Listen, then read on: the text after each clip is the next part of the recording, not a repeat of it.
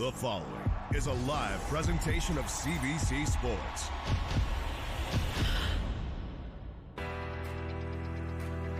Ellie Black, she has the crowd in the palm of her hands. Last night, Canadian gymnast Ellie Black made history. What a night for Ellie Black, and what a night for Canadian gymnastics.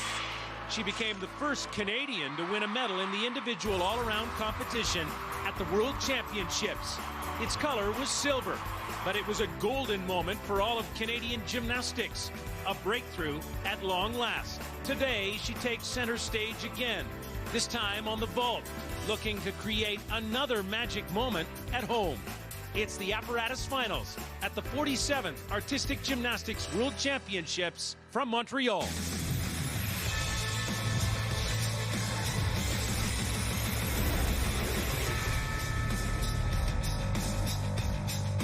Road to the Olympic Games is brought to you by RBC, proud supporter of the Olympic movement in Canada. Olympic Stadium in Montreal, it's been an iconic structure in this city for more than 40 years. A reminder, the greatest show on earth once lived right here. And on Thanksgiving weekend, the Big O is alive again. Packed house for the World Artistic Gymnastics Championships. Already plenty of fireworks from a Canadian perspective here. Hi, everybody. Welcome to the show from the Big O. I'm Scott Russell, the World Artistic Gymnastics Championships on CBC. We're on to the event finals, but hey, what a night last night here in Montreal at the Big O. That's because 22-year-old Ellie Black of Halifax, Nova Scotia won a silver medal in the individual all-around competition. In order to do this, you have to hit 4 apparatus. She started so well on the vault, nailed it. And then on the balance beam, that's her specialty. She had a bit of a struggle, but got the job done. And on the floor exercise, she wound it up. Thought for a time she might win the gold medal, wound up with silver. It was historic for Ellie Black, and here's how she reacted to that moment. I don't believe it. It's incredible. I mean, that's amazing for Canadian gymnastics, and I went out there and I just wanted to enjoy this experience, have a great performance in front of all my friends and my family and all the fans that came out to support, and it was just unreal. And so the all-around story here in Montreal, 16-year-old Morgan Hurd of USA, just 1/10 of a point better than Ellie Black to win gold at her first Worlds. On the men's side, a new world champion for the first time since 2009. The injured Kohei Uchimura had won 6 straight. Zhao Ruteng of China becomes the first from his country to win since Yang Wei in Stuttgart in 2007.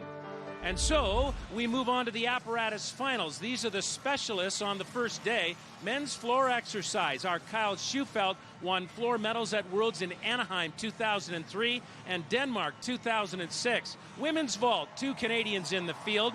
Men's pommel, women's bars, and finally today the men's still rings. It's a very difficult event. Here are Brenda Irving and the Olympic champion Kyle Schufelt. Before we begin the apparatus finals, let's take a moment to reflect on last night, Kyle, and a big moment for Canadian gymnastics. What a magical moment it was. It was so loud here in the arena, and you know, when we left, there was thousands of young kids who were screaming Ellie Black's name. She really did show that a Canadian can make history. 2nd place in the world. Always love it when you make history at home. On to the apparatus finals. We have 5 today, Brenda. We're going to focus on the women's vault.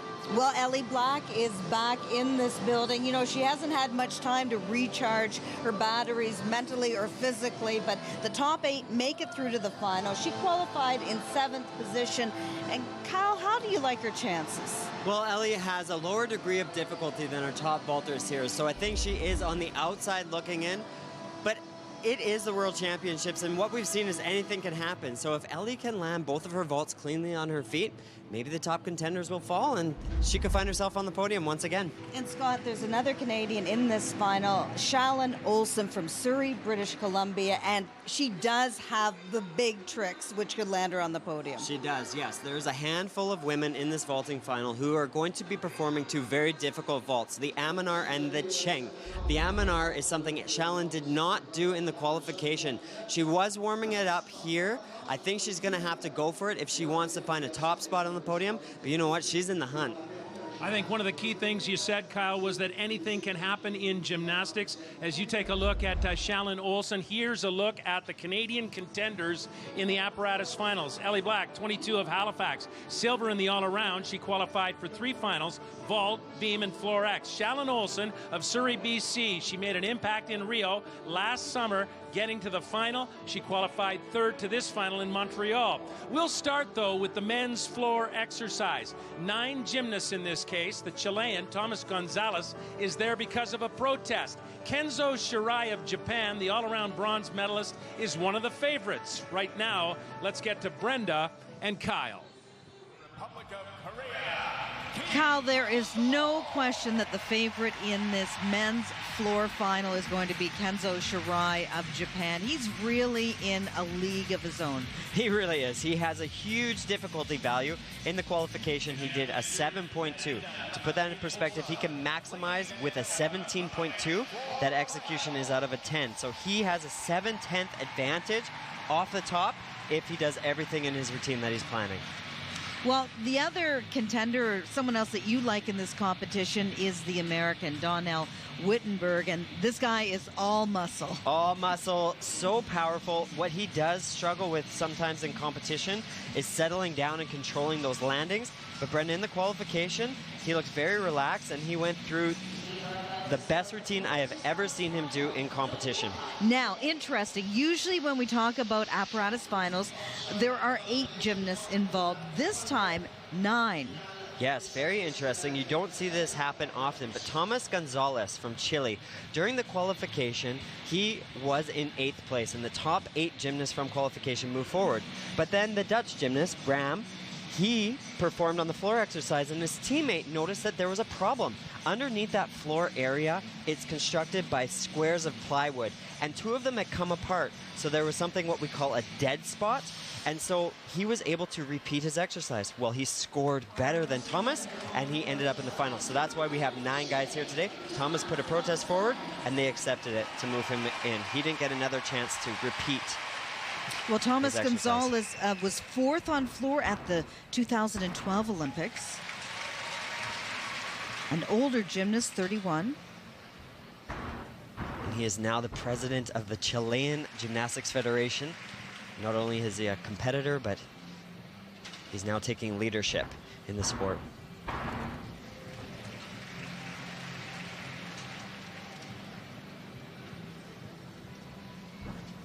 You'll want to pay close attention to those landings today. All the steps, all the little hops, the judges, those execution judges are taking marks off. And in these finals, it's going to come down to the 10ths of a point. Very low, he does have to turn his head to the side. That's a good thing.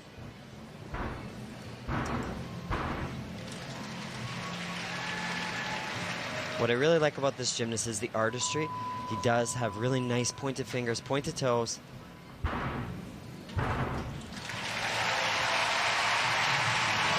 Well, Thomas had every intention, Kyle, of retiring after the Rio Olympic Games, but decided he wasn't quite done yet, and making it through to this floor final is a victory for him.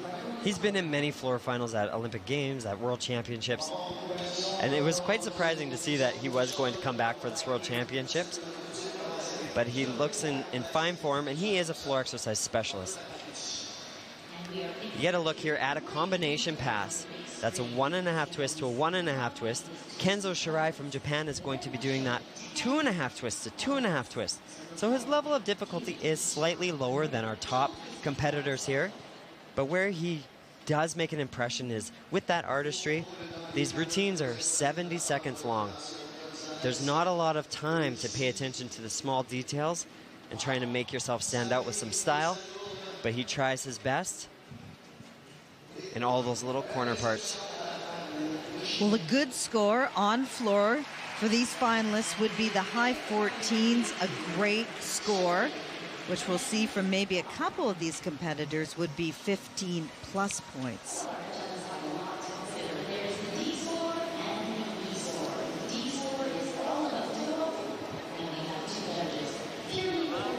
In today's atmosphere, it's different than other competitions. Every eye is on you.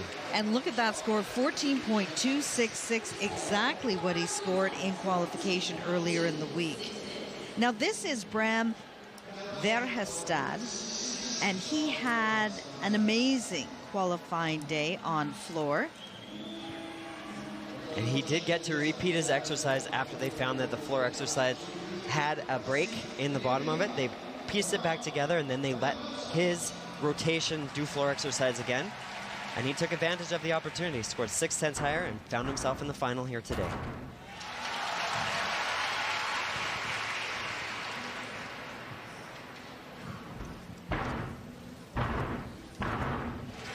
Gymnasts are only allowed to do 2 combination passes to count towards that difficulty score nowadays.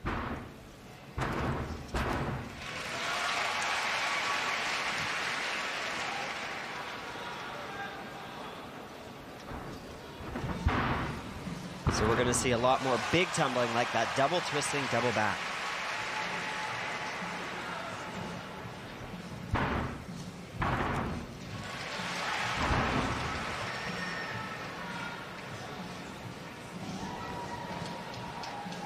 This is his first big finals appearance. It can be quite nerve-wracking having 10,000 eyes on you. But he's handling the pressure quite well.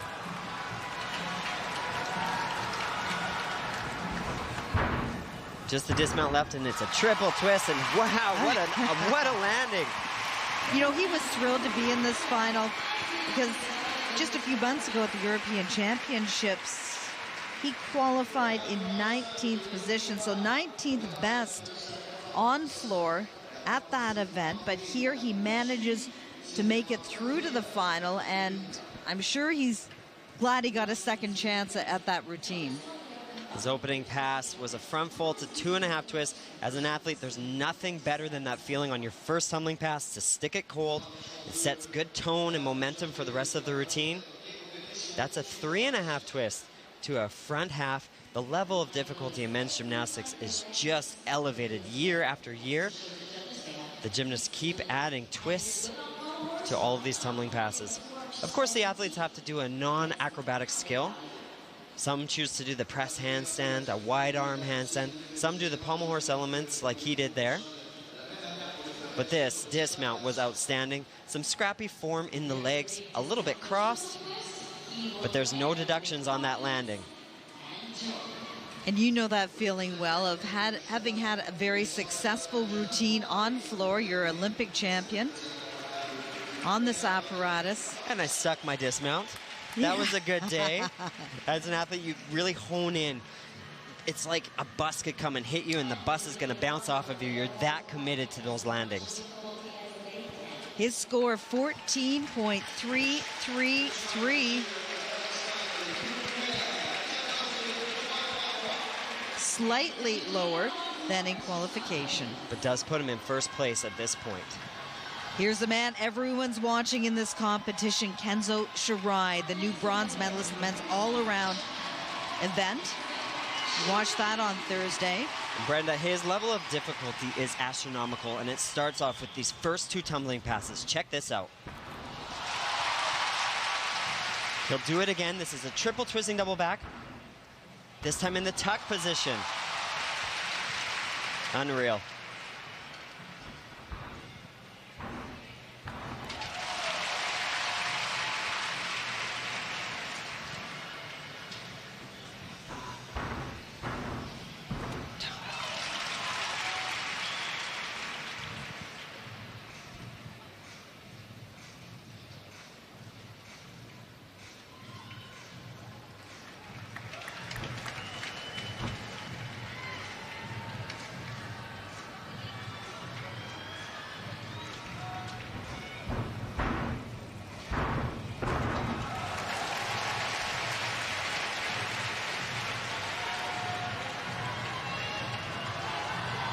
This is a big dismount. Everyone does a triple. He does a quadruple twist.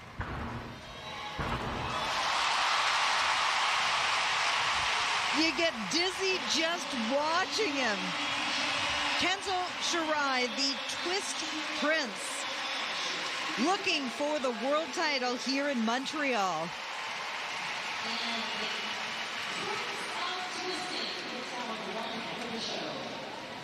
He has the highest level of difficulty in the entire world.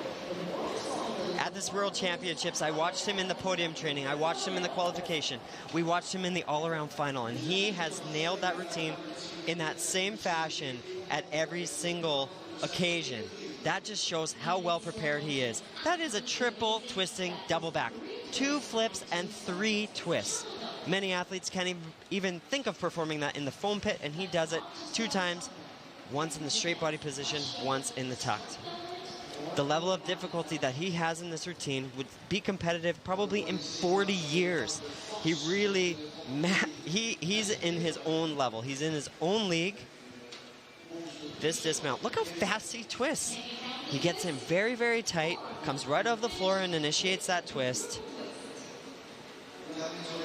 Well, his undoing in Rio at the Olympics were his landings. What do you think of what happened here? Well, that's going to be your world champion on floor exercise. No one can touch that routine. The landings were very clean. The form and execution was very good. Look at that score, Kyle. 15.633. And that level of difficulty, 7.2. Some other athletes are going to maybe try 6.5, 6.4 here. He's heads above the rest of the world on floor exercise. Well, tough act to follow here for Artem Dolgopiat. Finished just off the podium at the European Championships this spring. He's in 4th place. He also qualified to the floor final in 4th. I like this athlete. He's really impressed me over the course of this year. He's got a nice level of difficulty and a really nice look to his gymnastics. That is such a cool opening pass. Full twisting, 1.5 twisting double front.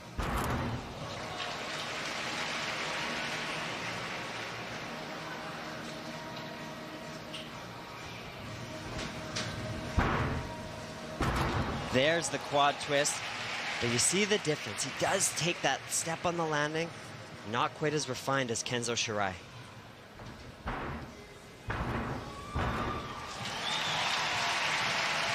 Brenda had a World Cup competition this year. He used to perform a triple back in his routine. And he got blinded by the light somehow there and bailed out halfway. And he had a very scary fall, landed on his neck. So he's modified the routine to take out that difficult element.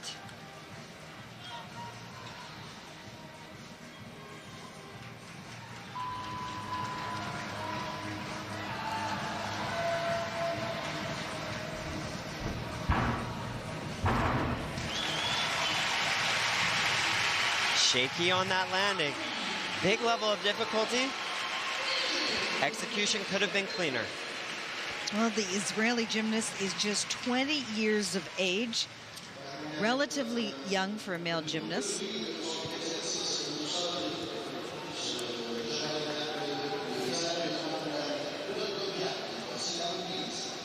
This is one of those twisting combination passes. Look how the gymnasts are swinging their arm under on the takeoff to get 2.5 twists in.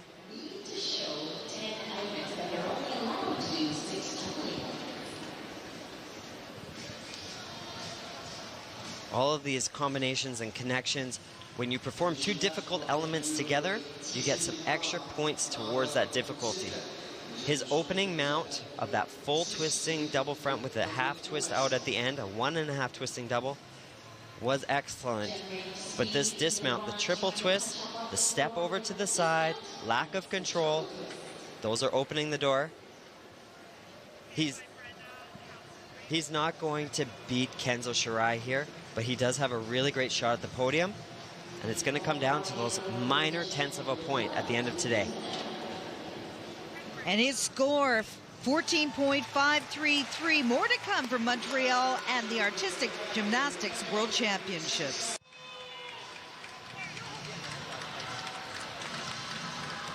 Well, right now our leader is Kenzo Shirai, and Kyle doesn't think anyone can beat him, but maybe Yo Moldauer. of the United States, that maybe he will have something to say about that. Qualified in 3rd place to this final. Pay attention to his precision and the leg form and the landings for Yule. He doesn't have the highest degree of difficulty, but he did score the highest execution score on floor exercise in the qualification.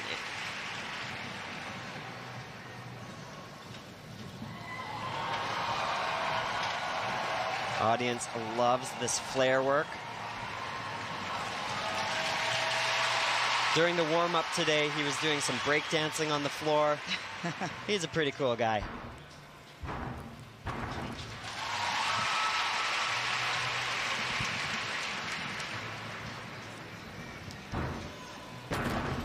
Lock this name into your head. Yule Moldauer is going to be making a big impact as we move towards Tokyo.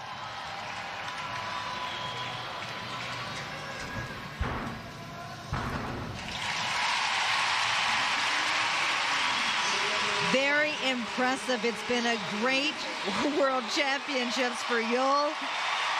Encouraging the crowd, and there's a look at the leader, Kenzo Shirai. Yule trains at the Oklahoma University, part of that NCAA system. He competes often, and that experience is starting to show. He can control the landings. Look how he kicks out and fights, settles in, bends those knees. He is missing that big difficulty that you see from Kenzo Shirai, the triple twisting double backs, but he maximizes that execution score, and that's why he is in the mix. Beautiful long extension in those legs, nice pointed toes. He is going to be a force, and their strategy is to gain momentum. Right now, he's learning how to compete at this high level. This is his first World Championships. But with fight like that for the landings, you got to think that there's some really big things in store for that young man. His score in qualification, a 14.7, but the leader at the moment, Kenzo Shirai, his score was about 15.6. I love that we're getting the side-by-side shot here. Yule's actually spent time training in Japan. And look at that, nearly a point lower for the American. Comes down to the difficulty.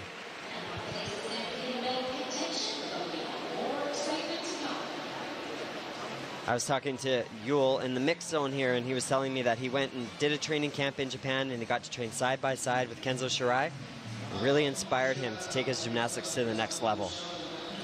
Well, Manrique Larduet qualified to the all-around finals in 1st place. Thursday, though, was a tough night for him. Sadly, he dropped to 5th by the end of the night in that all-around final. So he wants to make an impression here and pick up a medal in this floor final. Very few athletes have the explosive power that Manrique does.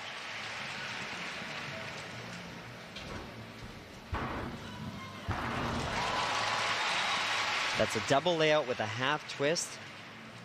Simone Biles also performed that.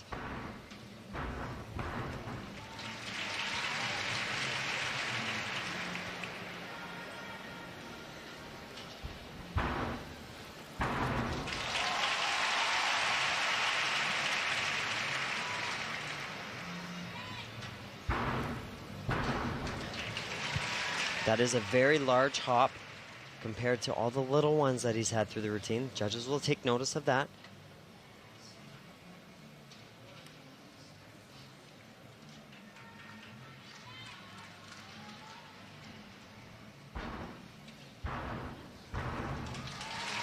Great height on that pass. He's going to end differently. This is going to be a blind landing. Oh, excellently done. Impressive finish, but we've seen better from Manrique in the past. He's a showman.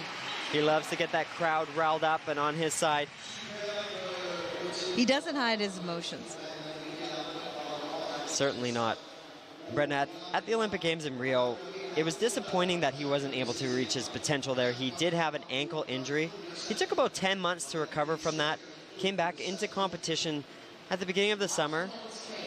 You see here an example of how powerful he is. He gets great height on that skill. The double layout with a half twist. One area he's going to be working on is controlling the landings. There was a few in this routine that he had a larger hop than the judges want to see, like on this one. That large hop is going to be a 3/10 of a point deduction. What would your advice be to him to stop those little bounces at the end? It's all about settling in and just taking your extra time to control that landing. He's going to go back to his gym in Cuba, and he's going to be working on a lot of just simple flips and working on that stuck landing, finding that perfect position. You'll see great gymnasts like Kohei Uchimura. They land really, really low. He's still a little bit high up. 14.1, so that puts him, for the moment, in 6th place.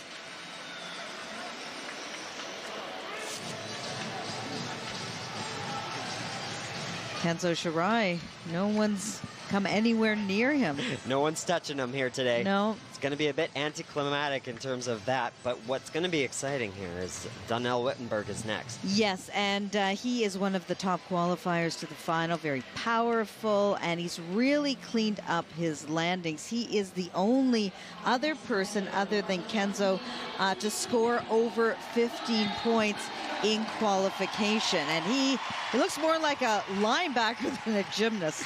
Right, take one look at him, and he's got huge muscles. He's so powerful. Sometimes struggles with controlling that power. Let's see how he does today.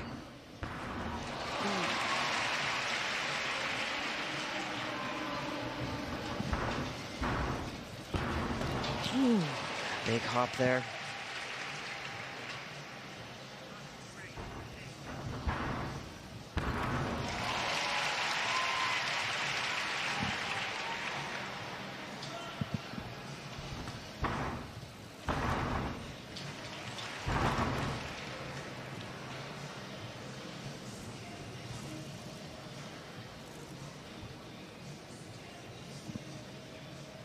Check this out.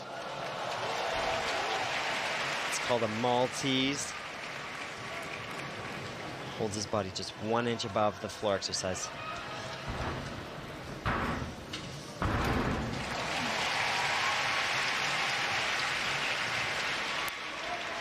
He's got a big dismount planned.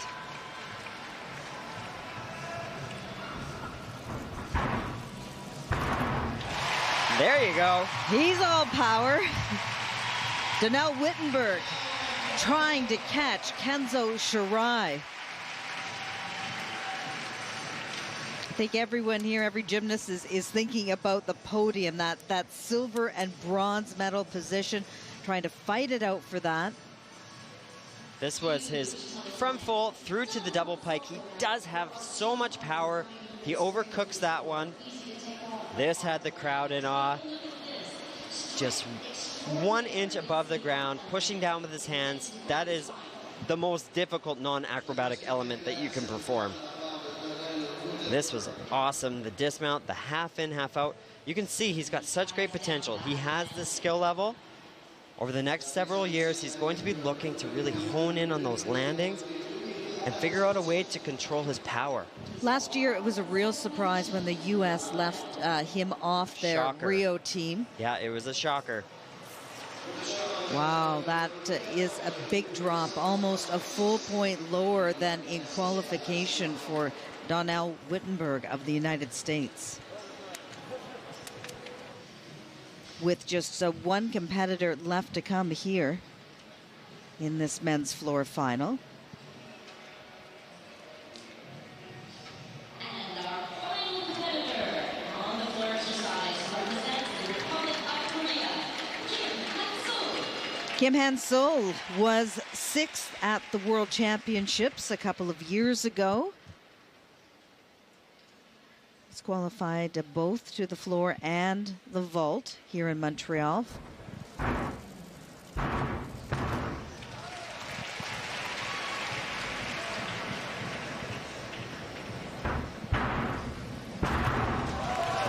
Like that new pass, a lot of the men are doing that double front flip with a half twist. It's been upgraded in this new code of points. taking great control of all of those landings here today.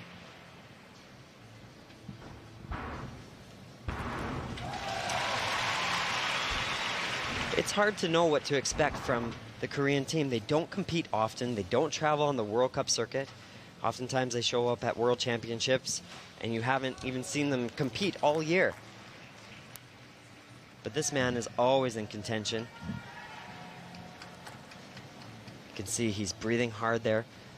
These routines are so jam-packed. There's not a lot of time to catch your breath. Slight bobble there.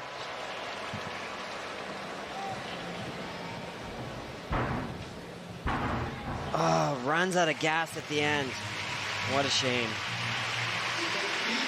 Well, he primarily competes at the World University Games, the Olympics, the World Championships, but doesn't see very much, if any, World Cup competition. The routine started off great. He was fighting for all of the landings. These routines are 70 seconds long. Imagine sprinting full out for 70 seconds. That lactic acid starts to build up in the legs. Your lungs start to burn. And also in gymnastics, you have to be very technical. So it's not just the running, but you have to be there, ready for the takeoff positions. So your mind starts to get a bit cloudy near the end of that routine.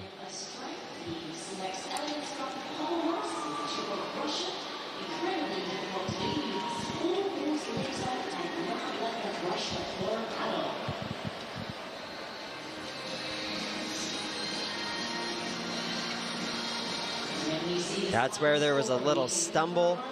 This is where the mental capacity started to lapse. And then on the dismount, of course, that triple full, he did take the big step forward. And I don't think it's going to be enough to be on the podium today. It's going to be tight.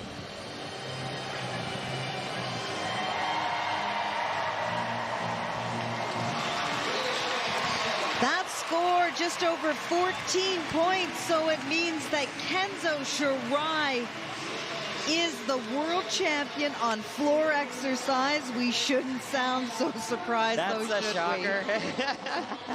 Well, anything can happen. A great day for him.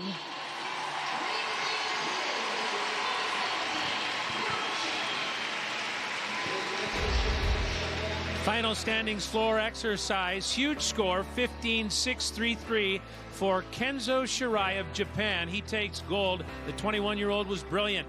Artem Dolgopiat of Israel takes the silver medal, and bronze goes to the popular American Yul Moldauer. The women's vault is about to hit the takeoff mark in Montreal. 2 scores for an average.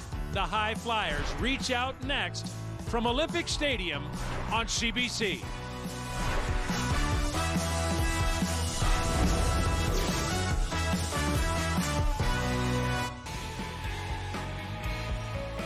Welcome back. Road to the Olympic Games on CBC, presented by RBC, the Olympic Stadium in Montreal, and the World Artistic Gymnastics Championships. We're on our way to the women's vault. Well, there's nothing like getting an early start as you reach for your dreams. At 16 years of age, Shallon Olsen of Surrey, BC, was Canada's youngest gymnast at the Olympic Games in Rio de Janeiro last summer. So going in, expectations for her performance were understandably modest. But here's the thing. Shallon's got talent on vault. And as Brenda Irving discovered, she was able to deliver on the greatest stage of all, well ahead of schedule. Right from the start, you could see Shallon Olsen had something special. While still in elementary school, people were convinced she'd one day be Canada's next great gymnast.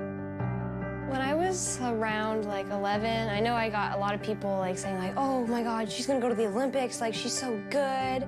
Like, oh my God, this girl's set for life, like she's gonna make it all the way. The Surrey, BC native appeared headed there. Shallon was competing at the senior national level at age 11, 5 years ahead of schedule. At a young age, at maybe 10 or 11 years old, she started to do the difficulty of a senior. So it was something we would expect of a gymnast of 16 or 17. When you're young like that, then there's expectations because of all of your previous results, and it's hard to deal with all that pressure sometimes. A few years later, it became apparent.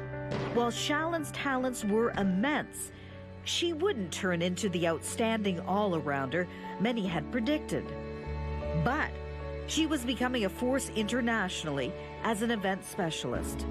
And at just 16, she delivered last summer in Rio.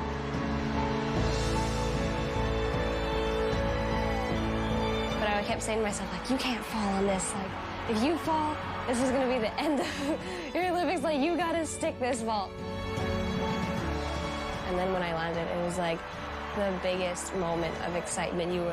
I think it was all over the internet, like just that huge smile. And I was like, whoa, I just landed this crazy vault. And that crazy vault qualified her for the Olympic final, where she finished 8th.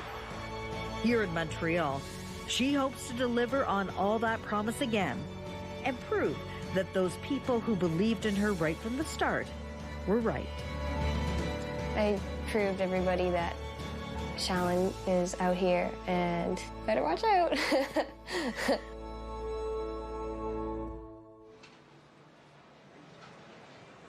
Got to be a big moment for Shallon Olsen of Surrey, British Columbia, as she gets ready to go here in the women's vault. And here's the start list. 2 Canadians, Shallon Olsen, Ellie Black. Also in the lineup, world champion from Glasgow, Olympic silver medalist from Rio, Maria Paseka of Russia. Once again, for the vault, let's get to Brenda and Kyle. Each gymnast gets a couple of vaults. The scores are then average. And Kyle, your favorites, Maria Paseka of Russia, Jade Carey of the United States, and Shallon Olsen of Canada. Those 3 women have the highest degree of difficulty. If Shallon does perform the 2.5 twisting vault in qualification, she just did the double twist, and she made it, qualified in 3rd place. This is Switzerland's Julia Steingruber, the reigning Olympic bronze medalist in vault. And although her start values are lower than some of the others in this competition, her clean execution could see her reach the podium once again. And this isn't her first vault final. She's been in many of them at World Championships and Olympic Games. In fact, Brenda, she's a bronze medalist from Rio. She knows how to compete. Watch the explosion she's going to get off this table.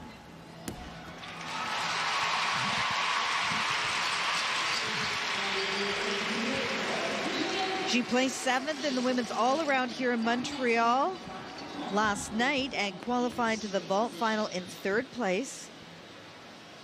And last night's competition ended around 9 o'clock local time. And that's a quick turnaround for these athletes. Their legs were tired. I saw a lot of them in the warm-up were feeling a bit of tiredness. That was a good vault. I've seen her do it much better. She did have a pike down at the end. This is where she is great, though. Watch how she hits that table. Her heels are going to be really drove. She does the 1.5 twist. Her head is slightly out, and she pikes down. There's some deductions in there. I have seen her do it better. She took a lot of time off after Rio, just really, she says, coming back, not up to full strength and to the full difficulty level that she's capable of. This is the vault she has been performing for quite some time, but that pike down in the hips at the end, the judges want to see them hold the hip line straight all the way to the end, so there's some deductions there.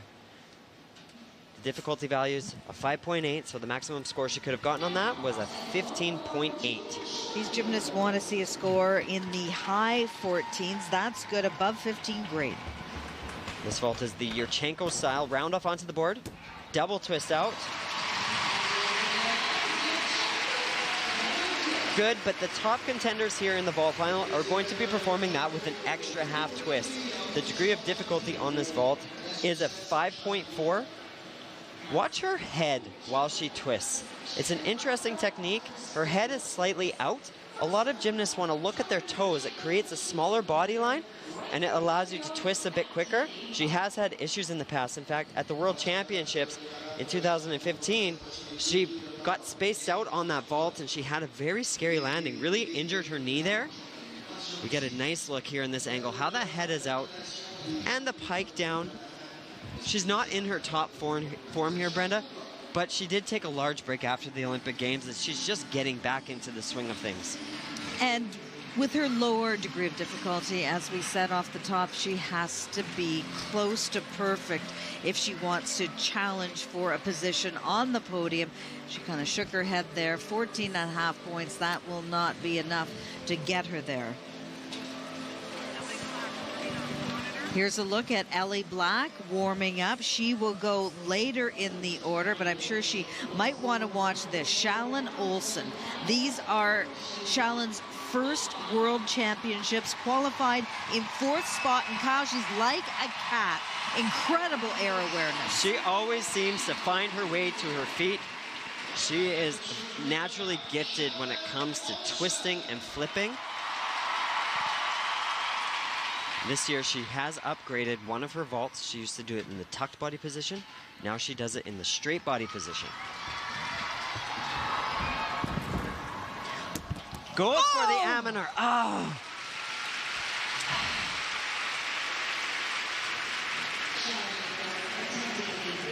You know, she was going for it, and I give her so much credit.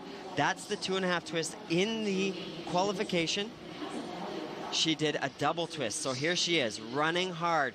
She has to block off that table, push off. She missed a bit of the push, lands too short, just didn't have the height and didn't have the rotation. You really have to pop off that table in order to get those 2.5 twists around. Now this is a vault that Shalyn hasn't competed this year on the big stage. At the World Cup, she was doing the double twist. She was going for the full difficulty here today. The maximum score on that vault is a 5.8. But with the fall, it is 1 point off that final score. It's too bad. She had some big scores in qualification, close to, one of her vaults, close to 15 points. She's just cranking it around, but didn't have the height or the rotation to get those 2.5 twists around.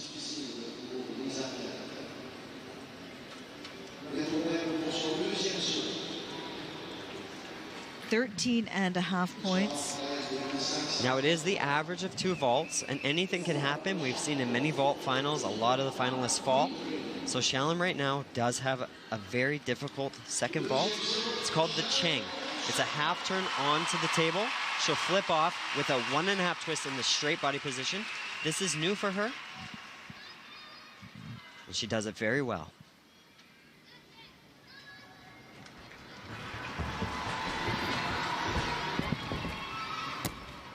There you go. That feels better.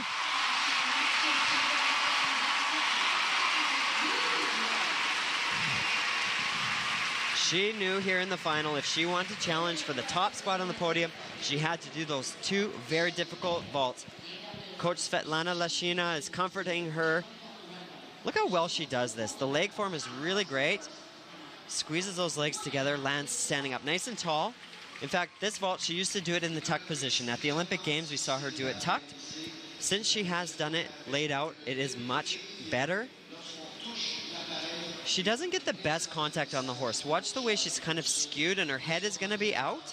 The judges want to see the athletes hit that vault nice and square with both arms, both hands touching at the exact same time. So there are some deductions there. Well, she made it to the vault final at the Olympic Games, where she finished in 8th place. But like I said, this is her first World Championship. And with her difficulty here on vault, Brenda, she's going to be a contender in the years moving forward. She sure is. 14.233.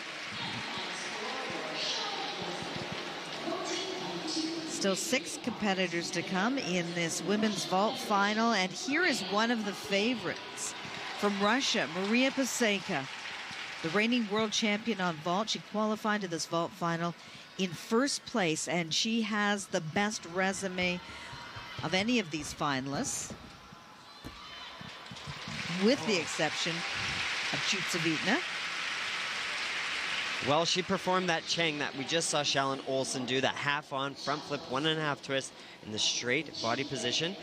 I have seen her do it better. There was a lot of talk before these championships. Would she be able to do this vault? She didn't do it all year at the University Games. There are some big form deductions. Lands with that chest very low. Watch her legs when she hits this vaulting table. They are quite bent, very loose and straddled.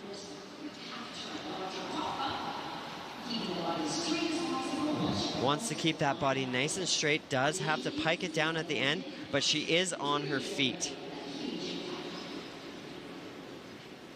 The maximum difficulty, or the maximum score on that is a 16.0.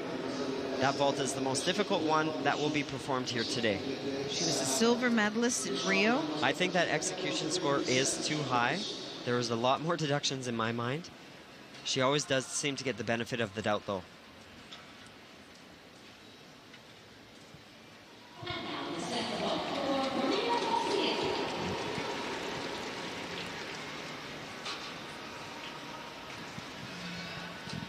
She's doing her second vault here. It is that Aminar, the 2.5 twisting vault.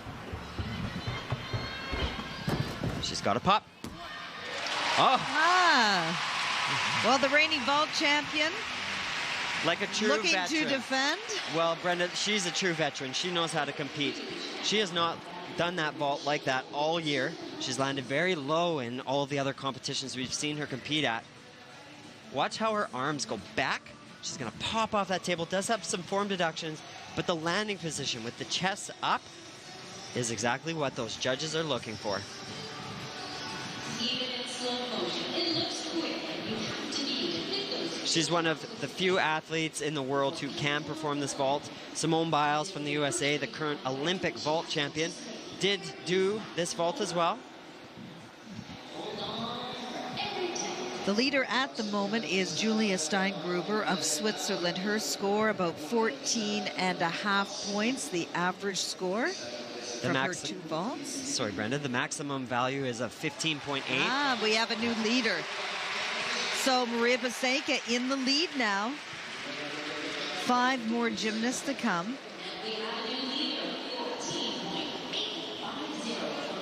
So Julia Steingruber moves down into 2nd place. Charlene Olsen in 3rd. This is Wen Yun from China, who finished 19th in the women's all-around final last night and qualified to the vault final in 5th place. She's China's most powerful athlete at the moment. She's little, and so her vaults don't look as big. But she is very powerful. She really specializes on the leg events, vaulting and floor exercise. She's a great tumbler. This is called a Sukahara with a double twist. She does a round off onto that vaulting table, as you see here. Pushes off, keeps her body in that nice straight body position. Spins 2 twists around. Just the smallest of steps back. That vault is 125 centimeters high. It's a long way for her to jump up. She doesn't have the same size and power as some of the athletes, but wow, she has excellent twisting ability. She has been a member of several very successful Chinese teams, but hasn't seen that success for herself individually. This has been a tough meet for the Chinese women. There's her score, 14.5 points. That's good. We're saying high 14s. That's a really good score.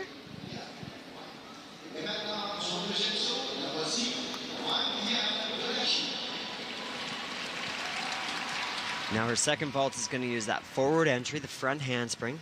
She's going to barrel down that vault runway, just like we saw Julia Steingruber do.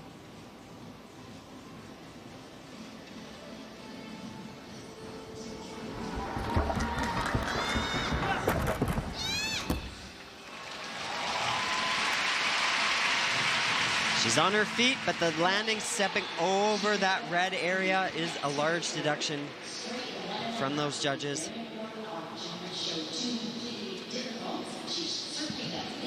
She does the front handspring with a 1.5 twist. Does have some directional issues. Steps that 1 foot over. That is 1 extra tenth of a point. I love how she blocks off that table. You can see in her face, she knows it's not good to step over to the side. Slightly piked on the way down. The chest is very low. The perfect landing position is as if you're sitting in a chair. Legs bent, chest up.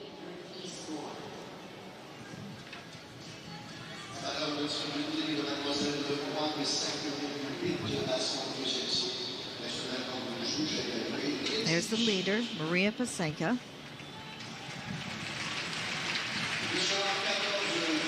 And that combined score, 14.350, puts her in third. Ellie Black is yet to perform. We'll be back with her vaults. Well, back in Montreal, we are watching the women's vault final along with you. That was Maria Pasenka, who leads this competition. And here's a favorite of yours, Kyle, Jade Carey of the U.S., strong contender for vault gold. And this is her first major international competition. Let's talk about power. Watch how powerful she is. Huge height. Too much power? Too much power, but the form in the air and the execution is the best out of everybody here in the competition. She has struggled with the landings here in Montreal. She's just a natural vaulter, does that 2.5 twist, lands slightly stiff-legged. You want to see the knees bend on the landing for some absorption, but look at the height. 2.5 twists around, opens up for the landing. It catches her by surprise slightly. You got to remember, this is her biggest meet she's ever been in. Just turned a senior elite level athlete in this year. Had never been to a national training camp before this year, but she's been recognized by USA Gymnastics for her ability to vault and to tumble. We'll see her in the floor exercise final as well.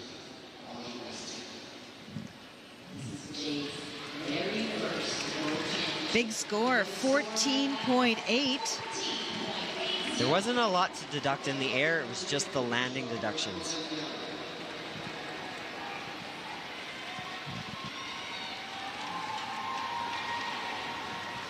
One of the hardest things to do as an athlete is to control your power. At the end, you're trying to talk yourself up. You can feel the adrenaline going.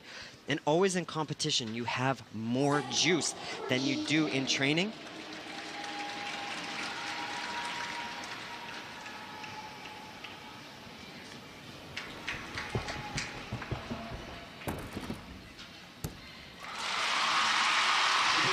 Very good effort. I think she will move into the lead. Well, American women have had a lot of success on vault at the World Championships in recent years. Won the title 2009, 10, 11, and 13. Look at the height she gets off of that vaulting table. Does the double twist with ease. That vault for her is a walk in the park. I like her twisting style. She gets really closed in, nice and tight, has good leg form. And you can see there, she's really fighting for the landing. As she was walking back to perform this vault, her coach was telling her some things, and I think he probably said, just be calm and push into the ground when you take that landing. She's gunning for a score greater than 14.85. That's a combined score from the two vaults for Maria Pasenka, and not quite there. Oh, wow. Just below. That difficulty value, 5.6, is what kept her score lower. Maximum score is a 15.6. So Maria Pasenka still the leader here in this vault final.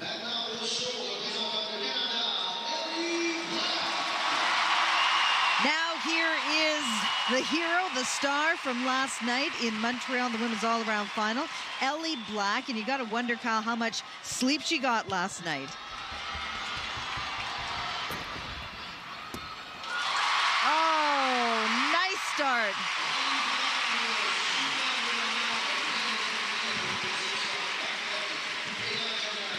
It was a quick turnaround from last night's all-around competition. In the warm-up, she was taking her time to get warmed up, rolling out on a roller to make sure those legs were feeling good. This is a tried and true vault for Ellie. The front handspring, front full, great alignment, great direction right down the center. She doesn't have the high level of difficulty that you saw from Maria Paseka and Jade Carey, but she makes up for it in the execution. There's not much room to deduct there. Slight pike in the hips as she initiates that twist. Her scores from qualification were around 14.5 points. And that's what she gets here, 14.566. It all comes down to the difficulty in gymnastics now. Shalyn Olsen watching. And the second vault that Ellie will perform, if she does the one that she did in the qualifications, is valued out of 5.2.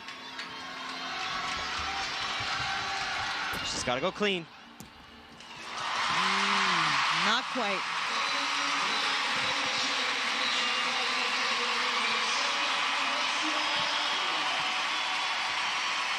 Here's her coach, David Kikuchi, the two-time Olympian. Winning a medal in this event would have been a long shot, given that difficulty. This is a Souk 1.5 twist. Lands nice and upright, but does take that big step out. Look at the zest and the power. Take a look at how open those hips are towards the end. She knows exactly where she is in the air. Uses that second hand to push into the table to get some repulsion. Her best chances are in the balance beam final, and that's going to happen tomorrow. And we found out she will also be competing in the floor final as Reagan Smith, who was supposed to compete but suffered an injury in warm-up last night. She has been ruled out by U.S. Gymnastics, and that execution score over 9 points. Clean execution, Brenda. That puts her in 4th place. Yeah, just doesn't quite have the difficulty on vault. So Marie Paseka still with the lead with just 2 gymnasts left to come. And here she is, the legend, Oksana Chusovitina. This is her 16th World Championships.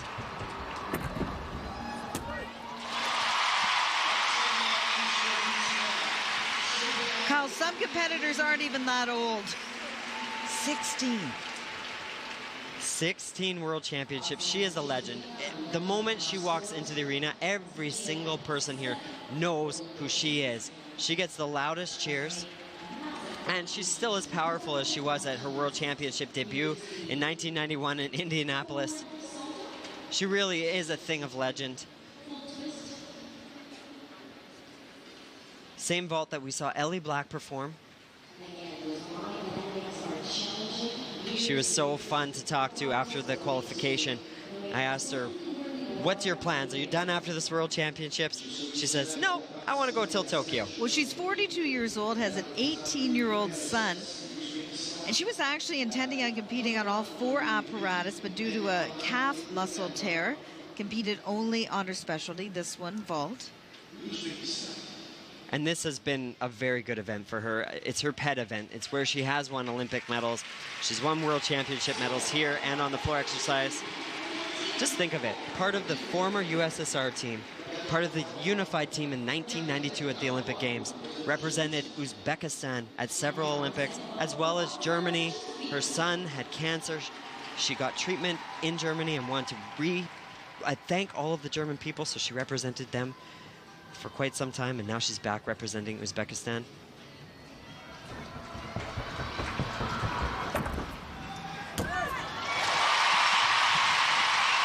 Looked good to me. Looked great to me as well. Listen to the crowd.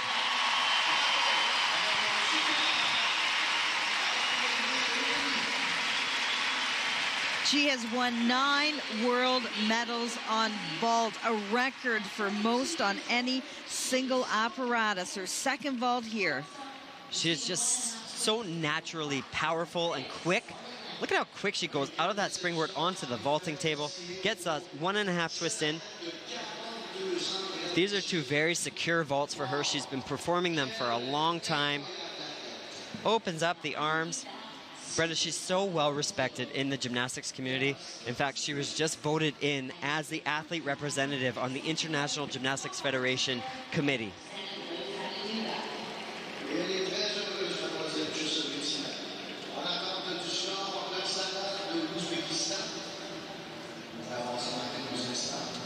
So this is not a couple vaults that will challenge the leader. There you see 5th place, the average of the 2 vaults, and so Maria Paseka still with the lead.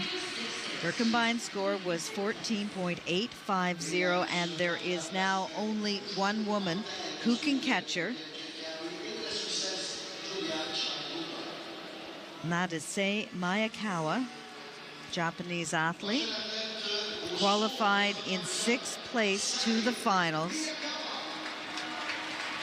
Started gymnastics after watching Koei Uchimura compete in 2008, and 8 years later, she found herself in Rio at the Olympic Games. And she's a contender. She's in the mix. She's very powerful, really good on vaulting and floor exercise.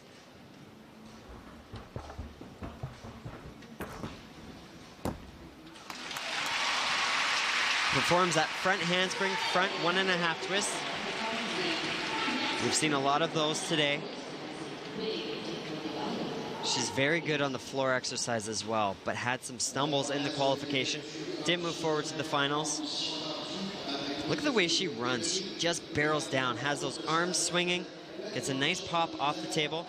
Want to see a bit more heel drive and a little more block to get that height. It's all about slamming into that vault table and ricocheting off to get the maximum amount of height that you can. Japan is a team on the rise. Many people are predicting them. At this point, it's pretty far away to predict, but thinking that they are in contention for a team medal. They've got a lot of depth, a lot of great specialists. Solid score, 14.5 points.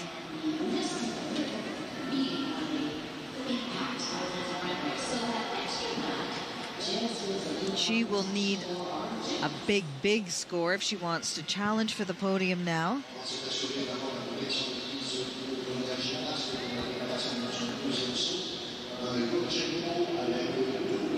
She's going to need over a 15, and I think that will be very difficult.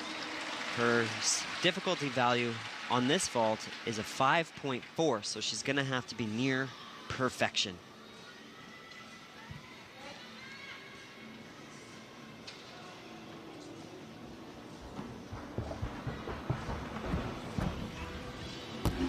Oh. Ouch, that stings. That stings the ankles when you land like that. So Maria Paseka is going to defend her world title here in Montreal. The reigning world champion on vault.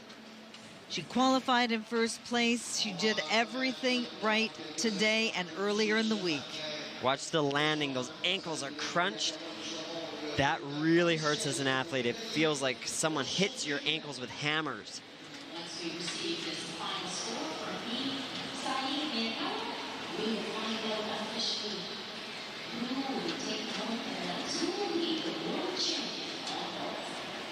She just missed the block. You want to see the athlete push off with both arms at equal time. She kind of absorbed into the horse too much to get the height. And there is Julia Steingruber who's sitting in that bronze medal position, I think, breathing a sigh of relief and giving Maria Paseka a big hug. You know, Maria, at certain points during her career, she thought she would have to retire because of back problems that, were persistent throughout her career. But somehow she's managed to stay fit and certainly stay at the top of her game in this women's vault final. So Maria Paseka, back-to-back world titles for the Russian. Brenda, coming into this World Championships, there was a big question mark beside Maria Paseka's name. Could she land the two very difficult vaults? You know what? She peaks. She peaks for Olympic Games. She peaks for World Championships. And I think that she's proven here now that she is going to always be a contender on vault when she's in the mix. And Jade Carey, the 17-year-old, she comes away with a medal here in Montreal. And that's quite the accomplishment for her, someone who wasn't even in that elite stream up until recently. It's a good sign for the Americans. They always have a strong vaulter on their team. At several World Championships in the past, they've sent someone to perform on vault. Michaela Maroney comes to mind. So she has a spot within that American mix. They're going to need a big score from her moving forward on the vault. And it has also been a pretty good time here in Montreal so far for Julia Steingruber. Julia was 7th in the women's all-around just last night, and then qualified to this vault final in 3rd place and walks away with the bronze medal.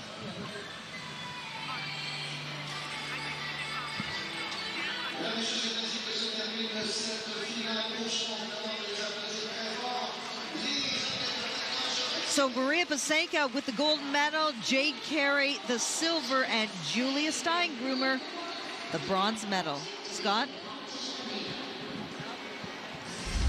And so the final standings in the women's vault. Maria Paseka of Russia successfully defends her world title, the Olympic silver medalist. Jade Carey of the United States, 17 years of age, silver at her first World Championships.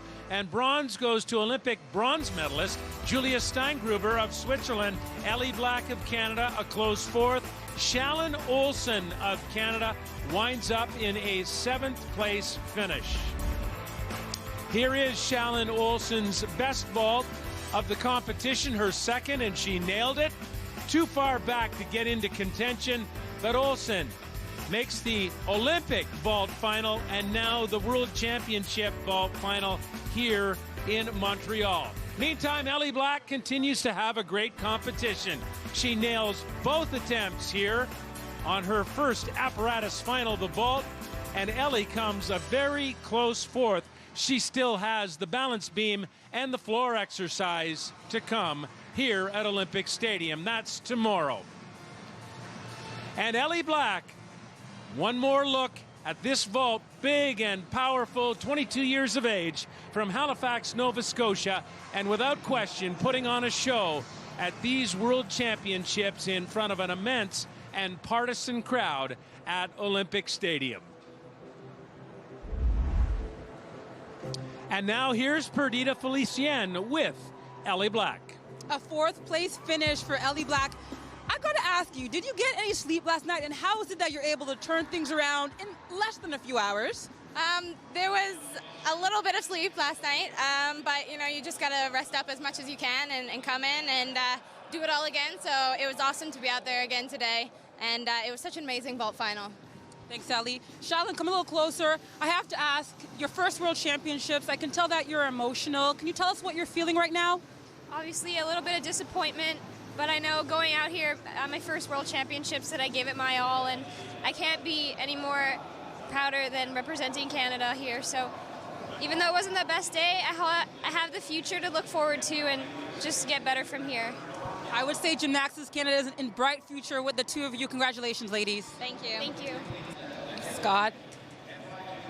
Thanks very much, Perdita. There are Shallon Olsen and Ellie Black after their competition, hugging it out here on the floor of the Olympic Stadium.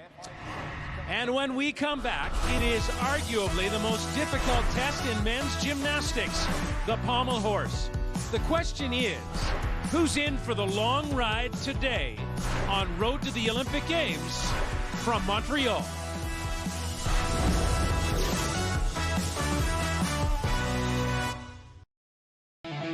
There's a great big world of gymnastics out there, and CBC Sports is the place to get all the latest info on the World Championships in Montreal. Former Canadian gymnastics star Elfie Schlegel relates in her Player's Own Voice piece how a trip to Montreal for the 1976 Olympics to see Nadia Comaneci inspired her career. There are informative stories about current Canadian pace setter Ellie Black and rising team member Shallon Olsen that offer promise for Canada's future hopes. And you can learn how to become an instant expert on the sport. Those stories and a whole lot more available right now at cbcsports.ca. Welcome back. Road to the Olympic Games on CBC, brought to you by RBC. The World Artistic Gymnastics Championships are into the apparatus finals, and we're on to the men's pommel horse. Watch for 24-year-old Max Whitlock of Great Britain, Olympic and world champion. They loved him at the last Worlds in Glasgow, Scotland. Max also won Florex gold at the Olympics and all-around bronze. Here's the start list for the pommel horse. Every one of the top 8 can really work it. Max Whitlock is there, as well as China's Zhao Ruteng, who won all-around gold 2 days ago here in Montreal. Let's get it to Brenda and Kyle. There's a look at Max Whitlock from Great Britain, the reigning Olympic champion on pommels, and he hopes to win the event again here in Montreal. There's a lot of hope and expectation on Max's shoulders.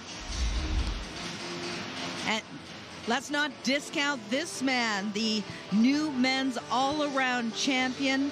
Zhao Ruteng wasn't everyone's first pick, Kyle, to win the men's all-around, but he was able to perform up to his potential when it counted most. To get a lot of event medals there.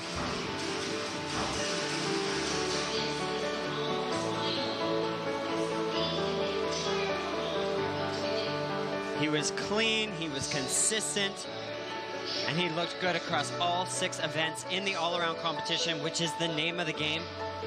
He had great form, great lines, and he really looked to turn it on in that all-around competition. He is the well-deserving champion.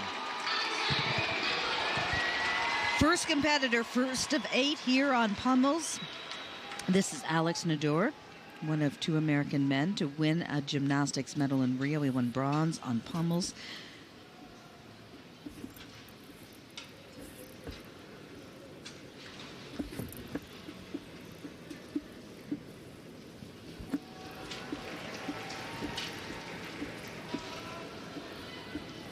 Always difficult to draw that first spot of the first man up. Small break there.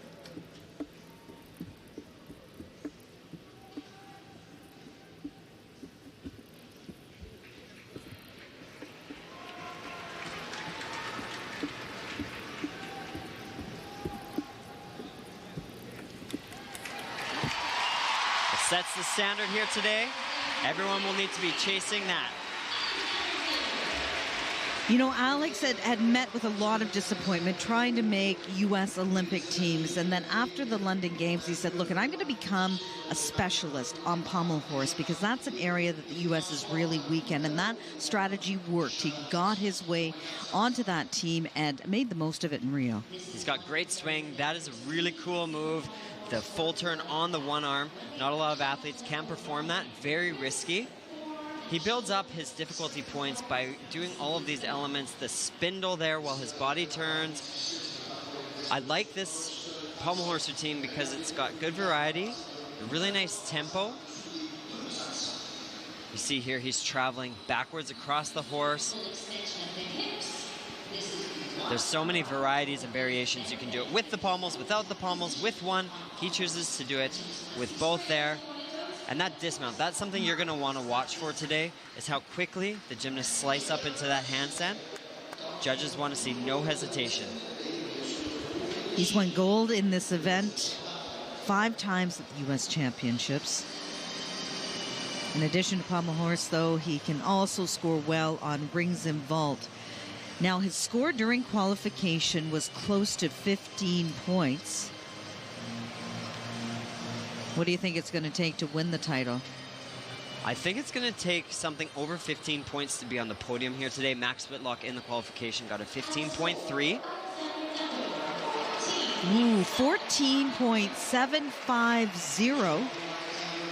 He does have a nice level of difficulty, that's 6-3, but he had a small break. His legs came apart, and all the mistakes are glaringly obvious here on the pommel horse. Sasho Bertuccelli has been competing at the World Championships for the past 15 years. He's 33 years old. This is his specialty. Qualified to the final in 7th. Oh, and he's off on that very complicated and intricate one-handed skill.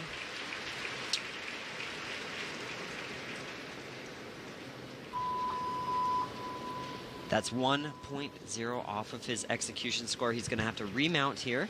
The athletes have 30 seconds to restart their routine. But that's going to take him out of the running here today for the podium.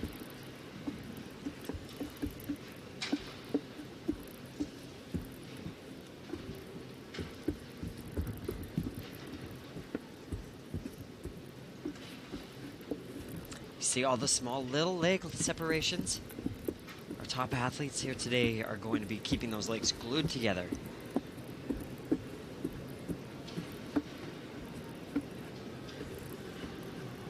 These single pommel elements are so difficult, especially at the end of the routine. Well, it takes the wind out of your sails when you fall on your first skill.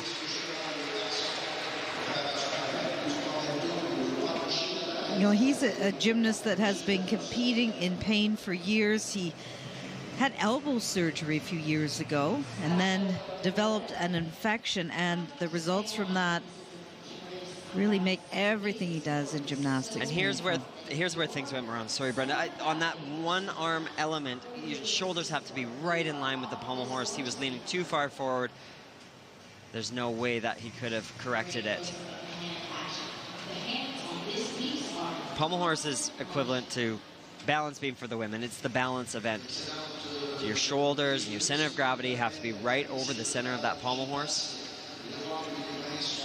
On the dismount, the arms are slightly bent as he goes up to the handstand. You're going to see athletes such as Max Whitlock who are going to just fly up with the arms completely straight, no muscling, no hesitation.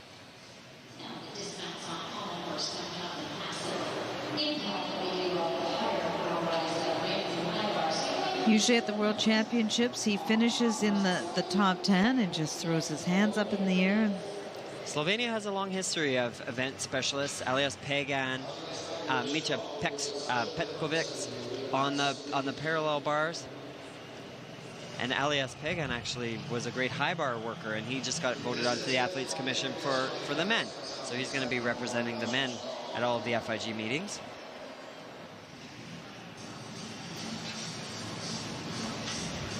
So one of the advantages of being first up, you get to sit, relax, and enjoy the competition. Nothing you can do. Or sit and stress out for the whole time, wondering if your score will hold up.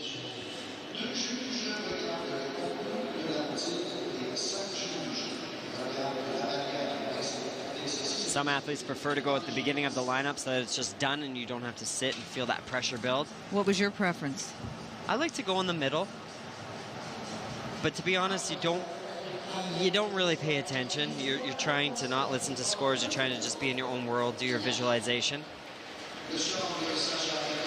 And an extremely low score, below 13 points expected because of the fall.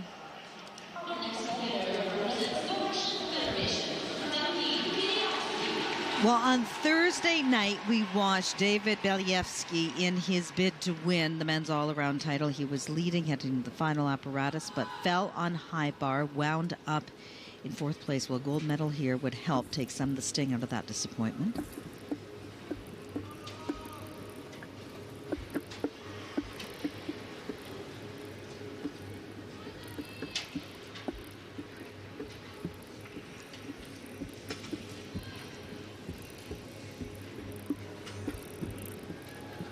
A lot of the pommel specialists have very long arms and really long body lines.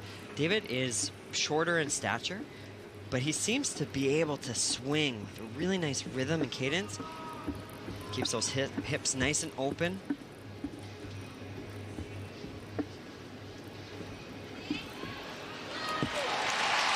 Well, Brenda, that was an excellent routine from David. He was so devastated after that all-around final. His head was hanging down backstage. He just couldn't believe he had the world title right there. But this isn't the first time something like that has happened to him, because he narrowly missed out on the podium in Rio, finishing 4th, and then also in London, placing 5th in the all-around. Well, I've been watching and admiring this athlete for years, and he does have such huge potential. And at this World Championships here in Montreal, he has looked the best he's ever looked. He seems to be really fit physically and mentally. The mental game for him sometimes can be that hard thing, and unfortunately in the all-around, it didn't work out in his favor. But kudos to him for coming here today in this apparatus finals. He just set the standard on pommel horse. So his score in qualification was 14.66. And that would put him into 2nd place. But look at that, a score over 50.1. And he's in 1st place, pushing Alex Nador of the U.S. down into 2nd.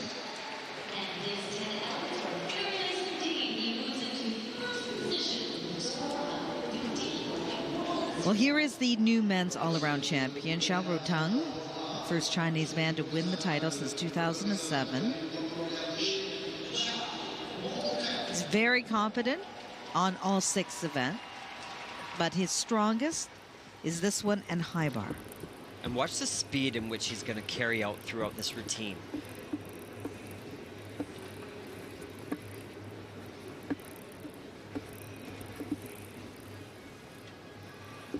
Nice, up into the handstand and back down.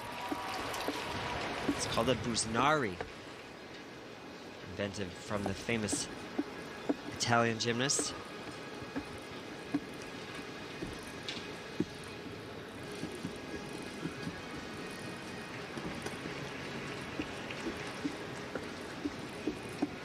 The key to good pommel horse is maintaining that stretch and that swing and that rhythm throughout the entirety of the routine.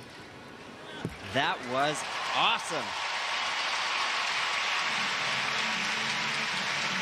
Well, it was less than a year ago, about a year ago now, that, you know, he had to watch the Rio Games from home because he wasn't even asked to be on the Chinese team. Here he is now, all-around world champion, and with a great routine there in the pommel horse final. China has always been known for their wonderful work on the parallel bars and on the pommel horse. Here he goes up, that's the Busnari, up into the handstand, comes down into that flare. In today's code of points, the rules of gymnastics, you're going to see a lot more athletes doing that element. It has a very high level of difficulty. This here on the end is called a triple Russian. He does a lot of great travels, keeps those hips nice and open throughout. You might notice on his wrists there, he's got some wrist supports. This event does give those wrists a lot of pounding. Your whole body weight is on those wrists, and these athletes are performing these routines multiple times in training.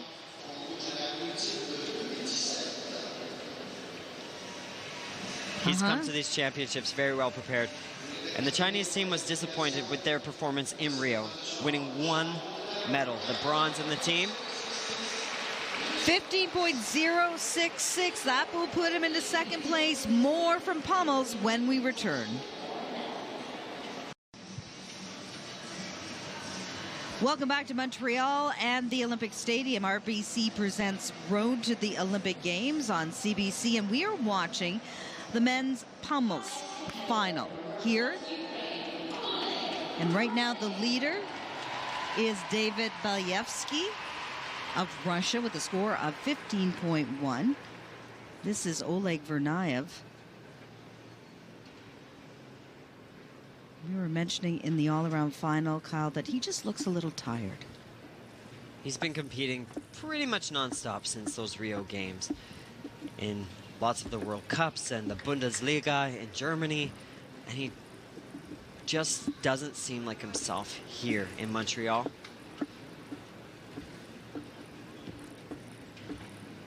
He is swinging well here today in the finals.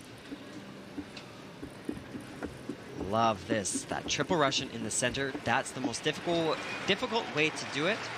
Your hips have to be so high to get clearance on those pommels, but just not his championships here.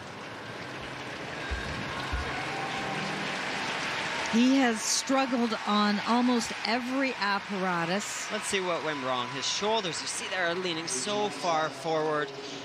There's the smallest margin for error when you're up on that single pommel. When those shoulders lean, gravity takes you away.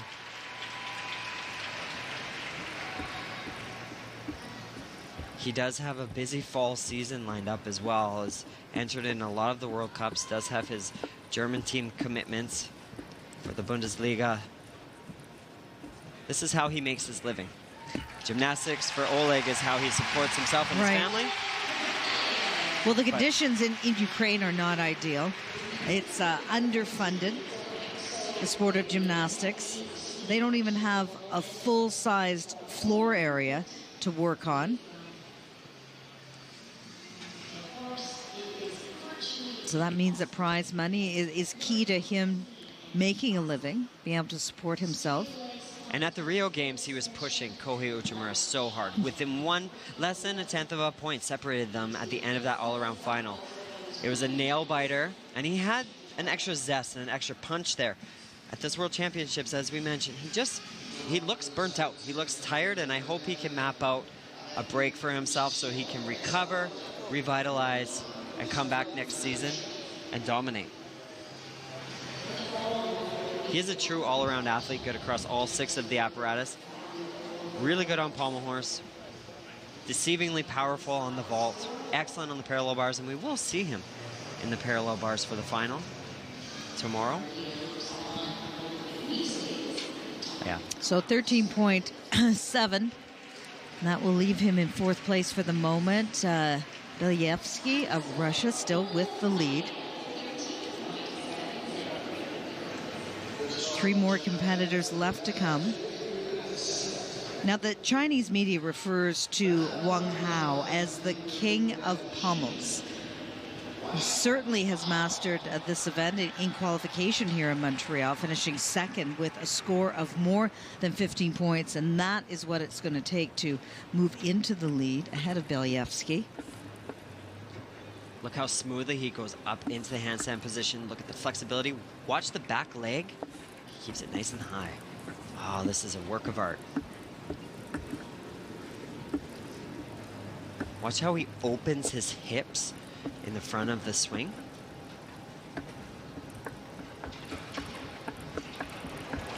Oh, so difficult doing that triple Russian on the single pommel.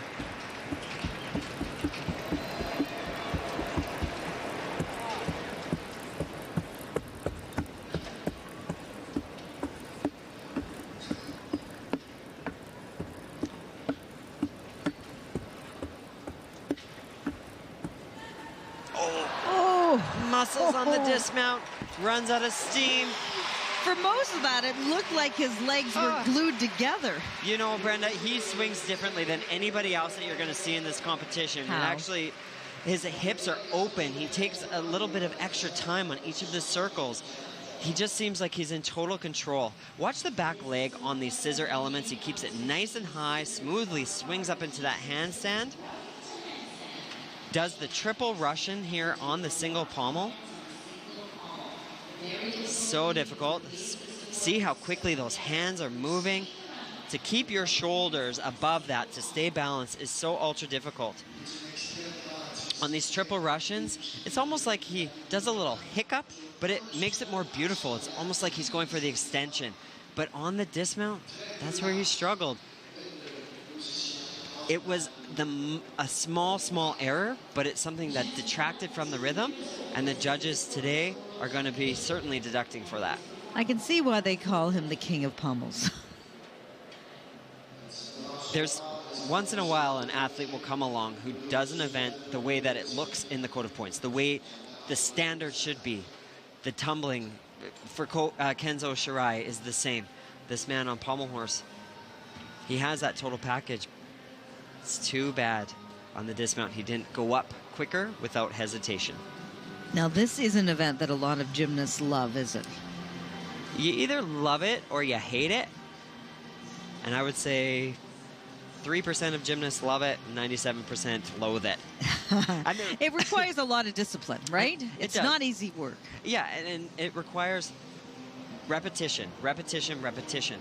As a young boys who are learning how to do pommel horse, you start on something that's called a mushroom. It's like a little pommel horse where your body can swing around without the actual pommels. And you do upwards of 80 to 100 circles, just figuring out the rhythm, how to build that endurance. Slowly they go up to this actual horse with the pommels that are attached. Those pommels do come off, believe it or not, but that's where the mistake happened. It was so subtle, but the judges will certainly take notice. And the judges are taking a little bit of extra time, we are told, because they're looking at the difficulty score. That difficulty score is what the gymnast does. And these pommel horse judges, every judge I've talked to said this is the hardest event to judge because it happens so quickly and they're basing it on half turns. So each of the spindles, each of these turns on the single pommel, they start at the half turn mark. So they're having to really count. So the judges are probably, the difficulty judges, there's 2 of them, they're probably going back and talking to each other. What did you see? What did you see? Because they had a discrepancy within their difficulty value. Well, there's a very interested spectator, David Belyevsky, the leader at the moment. Xiao Rotang in second place. Besides the dismount, this routine was spectacular. I think it was the standard for the day. But when you do have a hesitation like that, it can be upwards of 5/10. His, to me, was about a 3/10 deduction. He's the 2-time Chinese national champion on this apparatus. First place finish, the World Games.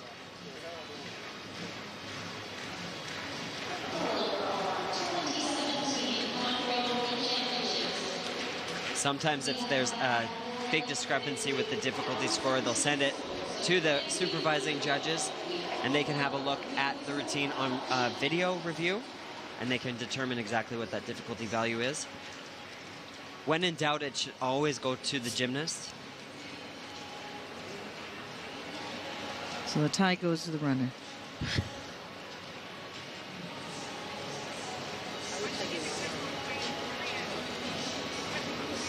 And how would you like to be this guy, Max Whitlock? He is up next.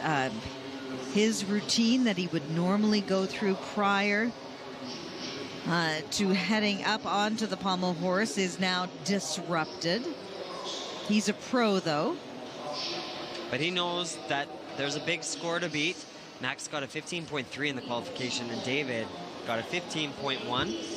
I was talking to Max and his coach, Scott Hann, during the qualifications, and Max is really focusing on pommel horse and floor exercise. And for the British program, 14, the score finally comes at 14.5. They that's a really hammered him on the difficulty. They did. To be honest, I don't know why. Listen to the crowd. Yeah, they're not happy.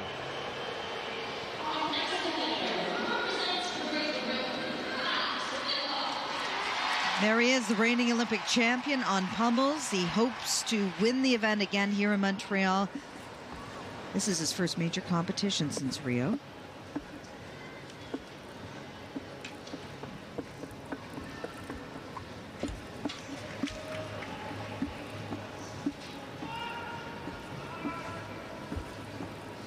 This is a renewed routine for Max.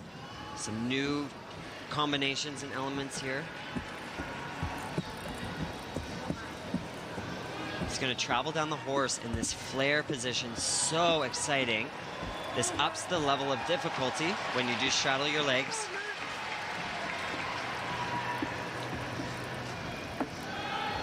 Usually awesome on the dismount. The Olympic champion.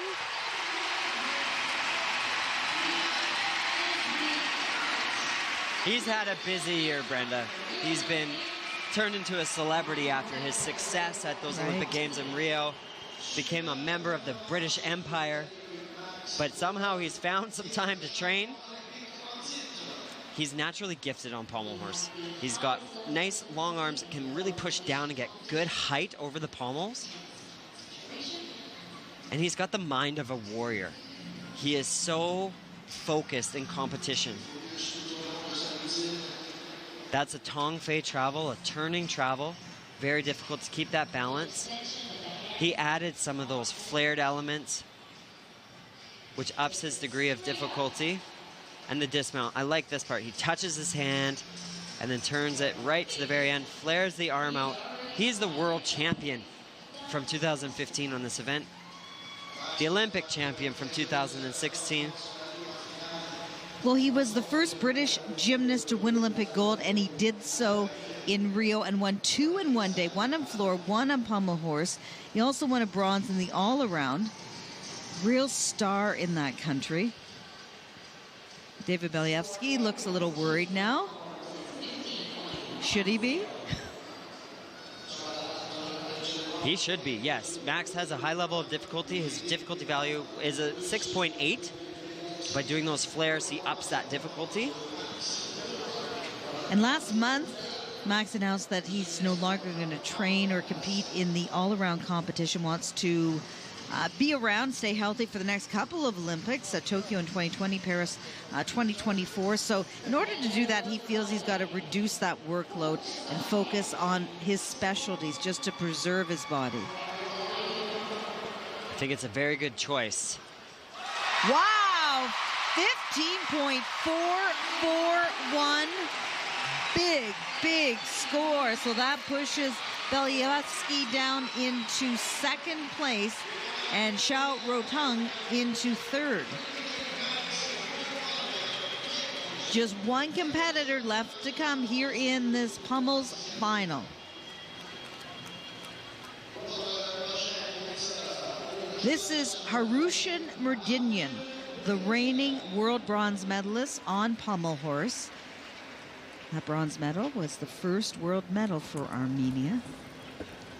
And that's how he punched his ticket to the Rio Games. All the medalists in the apparatus finals at the Glasgow 2015 Worlds qualified directly to the Olympic Games.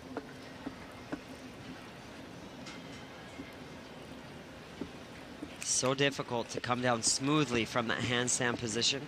He does it well. Here's that ultra difficult triple Russian in between the pommels.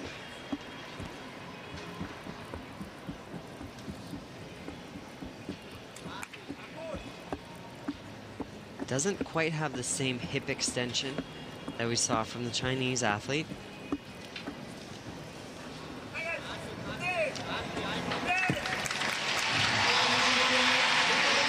Good, but not quite as exciting as Max Whitlock. He's 33 years old. 2 men are 33 in this competition. Sasho Berticelli and Harushin.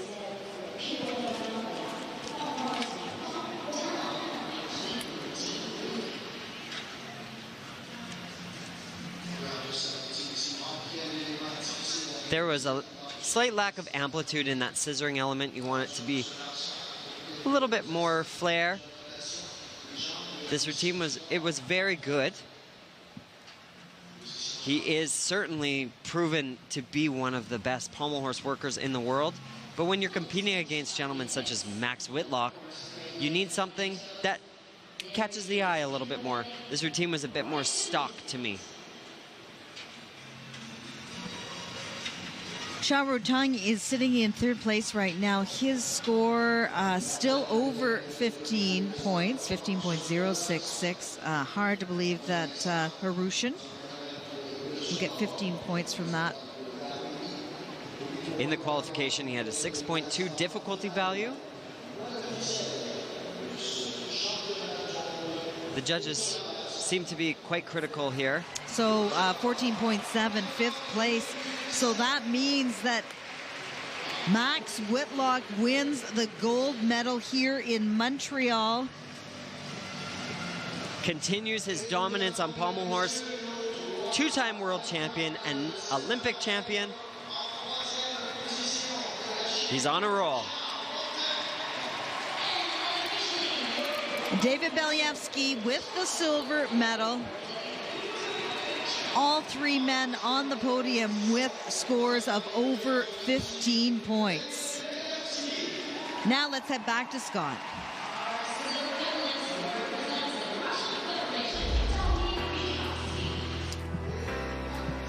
Max is back in a big way. 2 straight world titles for Max Whitlock of Great Britain, the Olympic champion. The Russian David Belyevsky takes silver. World all-round champion Zhao Ruteng of China wins his 2nd medal of these championships. This time, it's bronze on the pommel horse.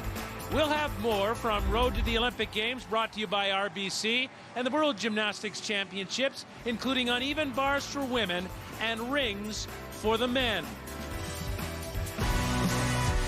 When we return, the story of a legend, none other than Nadia, the perfect 10. It is a part of sports history and very much alive in Montreal at these World Championships. Stay with us.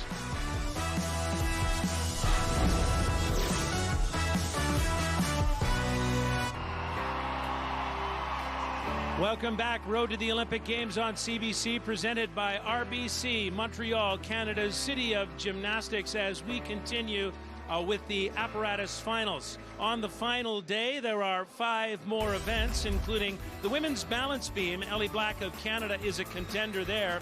She's also in the floor exercise, along with her teammate Brooklyn Moores of Cambridge, Ontario, who has high medal hopes. She's one of the best at the World Championships. We're on the air at 2 p.m. local time. 41 years ago at the Olympic Games here in Montreal, Nadia Comaneci, a 14-year-old Romanian, made history. She recorded the first ever perfect 10 in gymnastics, and that's on the event that we're headed to next, the uneven bars. At those Olympic Games, Nadia had 7 perfect 10s, 4 on the uneven bars, 3 on the balance beam. There were also 2 other perfect 10s by her Soviet rival, Nellie Kim. But Nadia's 10 was special on the uneven bars because it was the first. And we had the chance to reflect with her on that magic moment 41 years ago. And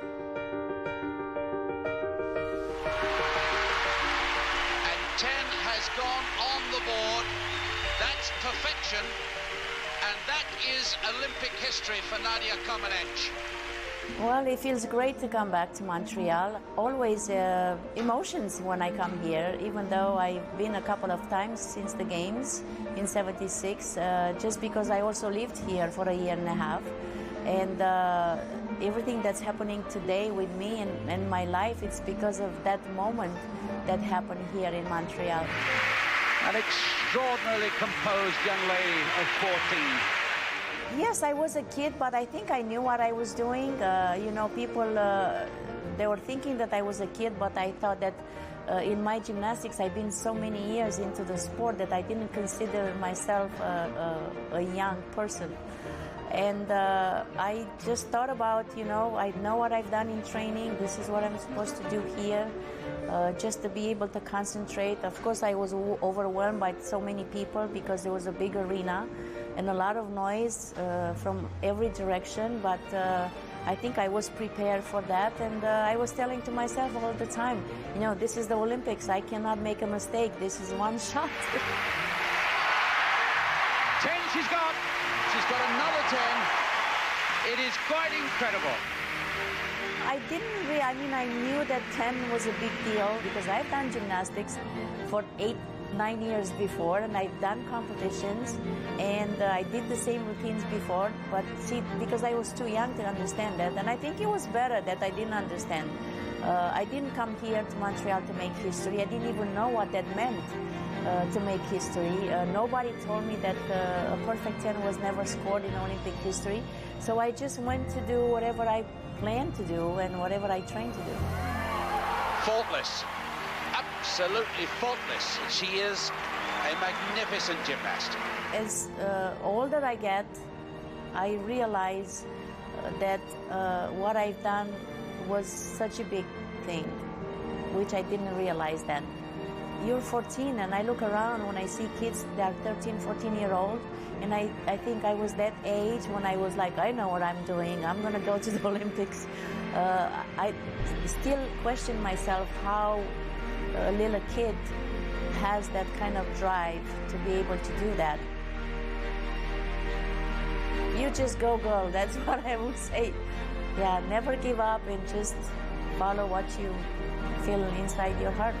Olympic champion, Nadia Comaneci, Romania. But that was the moment. Everything came together.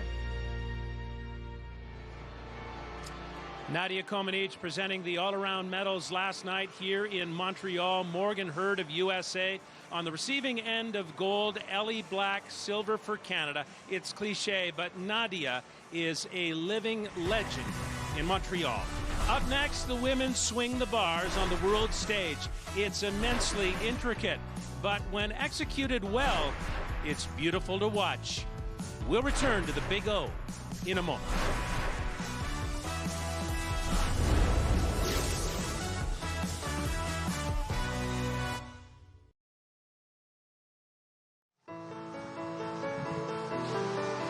Welcome back. Road to the Olympic Games on CBC, brought to you by RBC, the World Artistic Gymnastics Championships from the Olympic Stadium in Montreal, the 47th edition.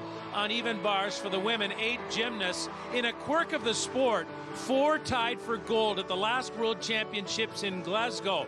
Fan Yilin of China is the only one in this field with a chance to defend. Now let's get back to Brenda Irving and Kyle Schufeld. And Kyle, Russia has a very storied history on this apparatus. Here in Montreal, they have 2 athletes, but in qualification, they could have had 3 because the top 4 bar workers in qualification, 3 of them were Russians. Yes, and there's a rule that only 2 athletes per country can move forward past the qualification to the finals. There's 8 in the final. So Angelina Melnikova, who did qualify in 4th place, she was tied with Nina Derwal from Belgium, and she got knocked out because her 2 teammates, Elena Eremina and Anastasia Ilyankova, both of them scored higher than her. The Russians are fantastic on bars. They've really set the standard worldwide. And how have they set the standard? What sets them apart from some of the other bar workers who maybe didn't make it to this final? So on uneven bars, it's all about handstand positions. When the athletes are doing the turning elements, you want to see it right up in the handstand. But uneven bars has also moved to a place of really high-flying, exciting release skills that are connected to one another. And what the Russians do, the construction of their routine, they're doing back-to-back-to-back-to-back release skills where they're building up really big difficulty value, really big connection bonus. Now, we see the athletes spraying the bars. Why do they do that? So each athlete has a preference of how they want the bars. You see Nina there, that's Nina Derwal from Belgium. She's wearing the hand grip. And most of the athletes now in today's world wear the hand grips. The bars, they spray water on and get some chalk. Here from Ukraine, Diana Varinska, 14th in yesterday's women's all-around final. And I want to point out, she does a really exciting combination that's made her famous worldwide.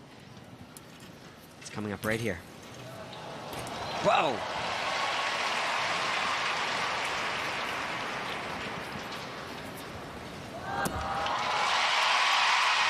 Well, how's that for coming out of the starting blocks? That's not bad.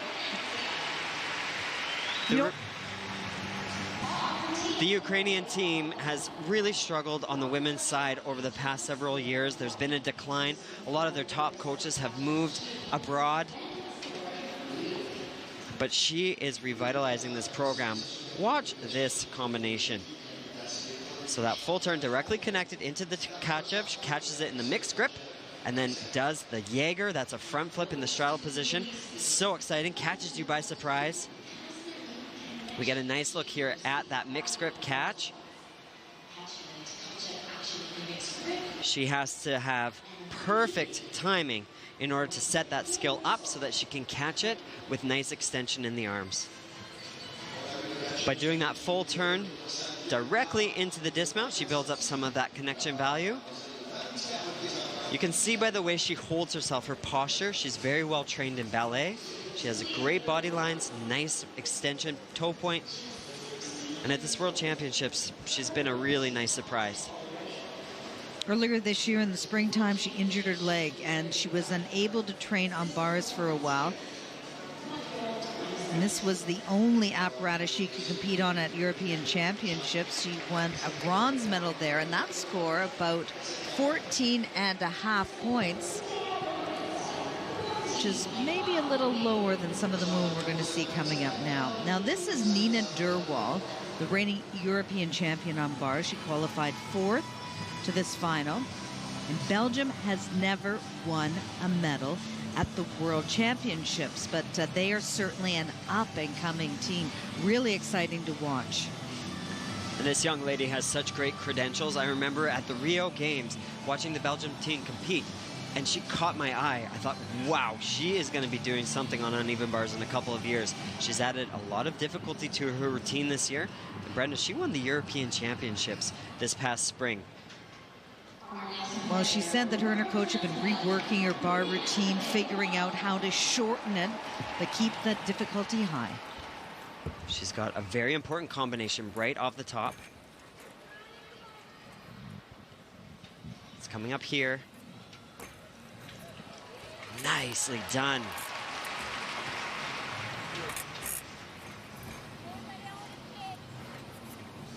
Beautiful extension.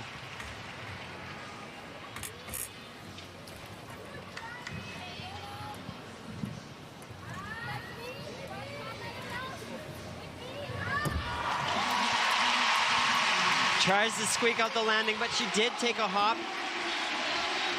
Brenda, that was a very good routine. She hit nice handstand positions. She was a little off on one of the full turns. We're gonna get a nice look here at the big release skill. This is her very own skill. She's world original, debuted it here at the World Championships because she does it in the straddle position.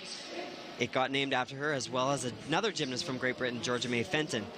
But this routine had it all. Nice combinations, great extension in the handstands, really interesting transitions from low bar to high. This right here, this hop to turn to the judges, there's no fooling them. They will take that hop deduction. Well, we know who her biggest fan is. That's her grandfather. He actually got Kyle a tattoo of the Olympic rings with Nina's name on him long before she was even named to the team. So there's confidence. She laughs about her grandpa. She says, oh, he's my biggest fan. He's all on social media, on Twitter and Instagram, and he's so proud of his granddaughter. And so he should be. Yeah. She's incredible. Nice score over 15 points. Better than she scored in qualification.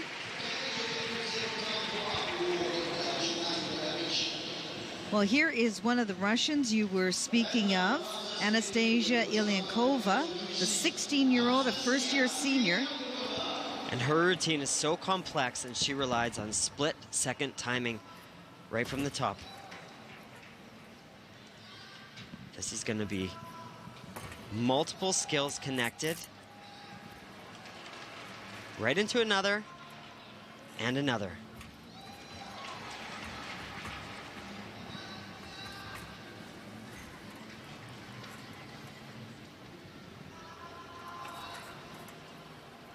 Nice handstand. She's the reigning Russian champion on bars, also won bars at the 2016 Junior European Championships. It's going to be so close tonight when you're comparing apples to apples. Her routine doesn't have quite the lift and the amplitude that we saw from Nina Derwall, but she has more combinations and connections. She did multiple skills together. Right there, there's the end of that big combination. But it is so difficult. You have to catch everything in perfect position in order to move to that next element. That's a toe on, full turn. Nice body position in that full twisting double back. Just the smallest of steps forward. Great control on the landing. Her difficulty value, if credited with everything, will be in that 6.2 range. She had scored just over 15 points in qualification. We had expected her to also compete on beam, but she's had some back problems. Decided that this would be her best bet to make it to the final and possibly a medal. 14.9. She did get full credit, just some deductions on the amplitude on all the skills.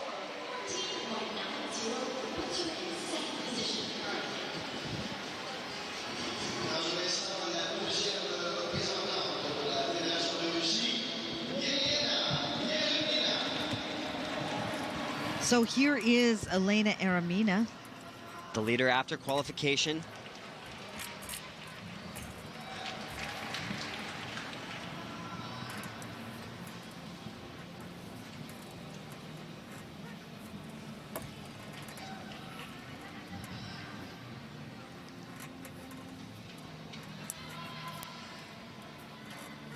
Has to stick this.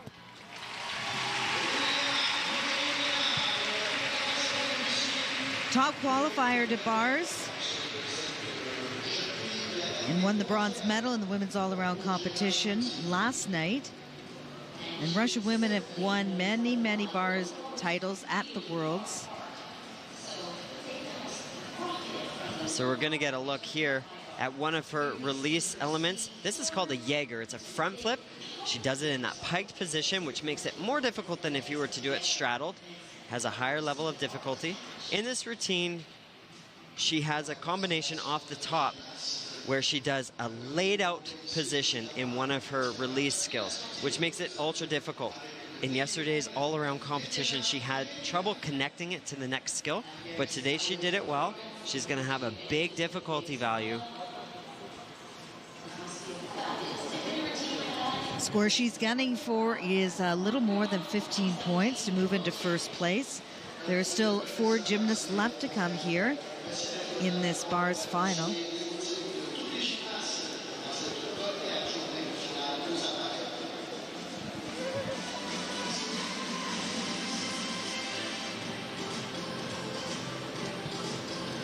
You were talking about the Russian dominance on this apparatus. Leah Mustvina, won bars at both the 2012, 2016 Olympics. Mustafina really set the standard in that country for bars workers. And Elena moves into first place, 15.1, just ahead of Nina Derwal. She was a little bit crisper and didn't have quite as big of a hop on the landing.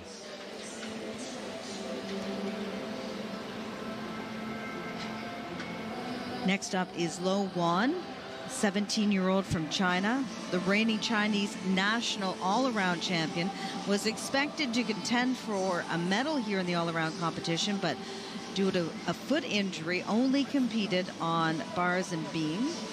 She goes next. You can never count out the Chinese women on uneven bars. For so many years, they were winning titles, setting the standard. She's got nice variety in her routine, both the release elements and some great turning elements. I'll point them out.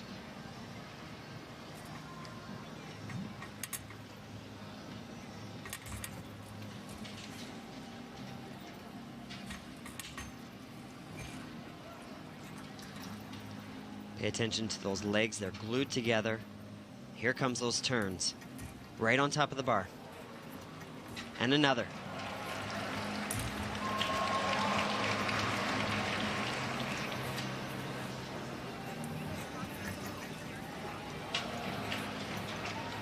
Coach is standing in just to make sure she's nice and safe. You can't touch her, but there to protect her. Just a little hop at the end, but a nice performance by Lo Wan of China.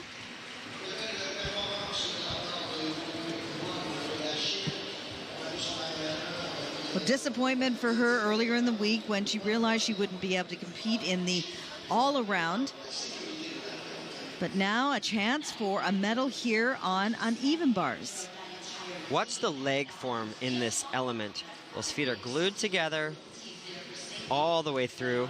By doing those two skills together, she builds up some combination, and then she adds a third one.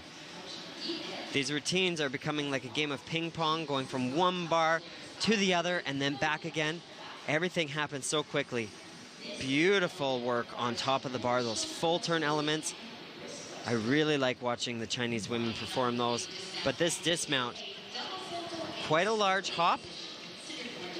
She does have a nice level of difficulty. She didn't have one of the better scores, though, of the 8 finalists, 15.5 points in qualification. She doesn't have those high-flying release skills on the single bar.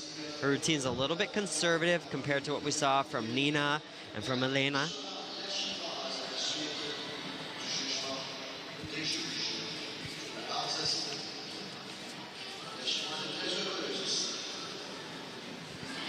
Has scored close to the 15 mark this year. In qualifications, she was a 14.5. This routine was better than what she did in qualifications. Well, the judges find it was pretty much equal. Yeah, a little bit higher, but that will leave her way down in 5th place. So Aramina still with the lead here. 3 more gymnasts yet to come.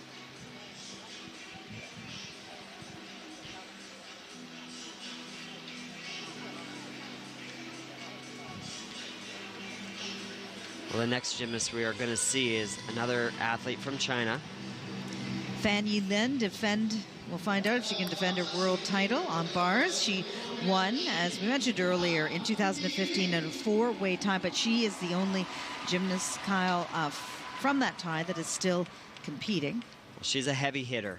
She's got a huge level of difficulty. Nice in-bar elements. When her feet don't touch that bar, it makes it even more difficult. Nice ganger in between. Hesitation there.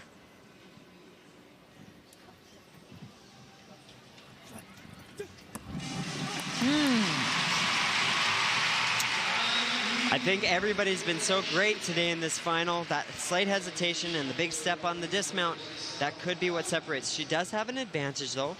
She's got a big degree of difficulty. Looked awkward at the end.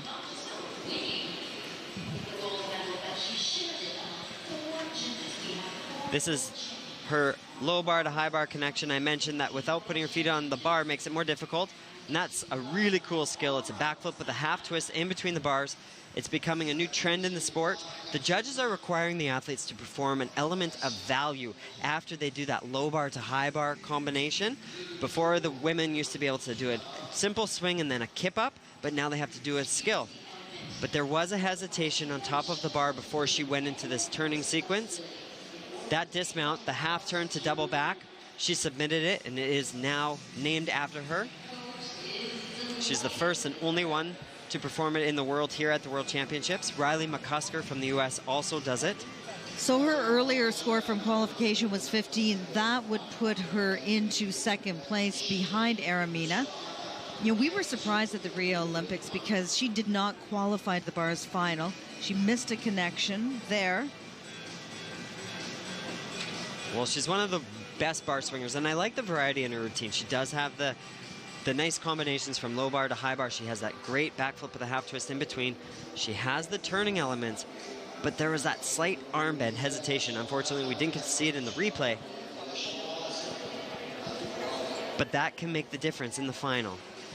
So that's, but wow. Look at the difficulty. Oh. Look at the difficulty, 6.5. Wow. That's higher than everybody else, so she had some room. So we have a new leader now. Fan Yilin of China moves into 1st place, pushing Elena Aramina and Nina Derwald down into the silver and bronze medal positions. You know, that's the name of the game in gymnastics today. You push the difficulty, and that's how you have the advantage.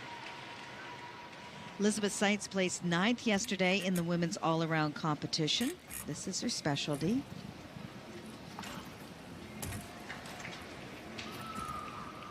Watch the way she pulls down on the bar. Really natural swinger.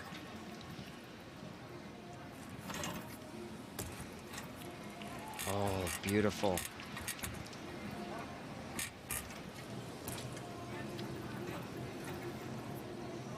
Hitting nice handstand positions.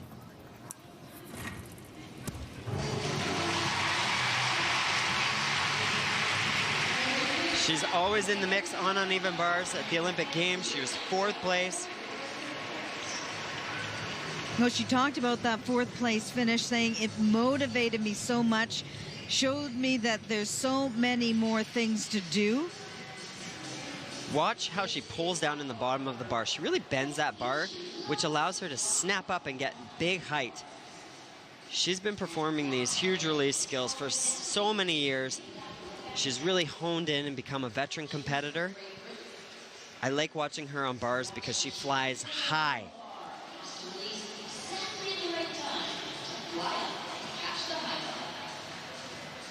Judges are looking for perfect handstand positions there. She was slightly off.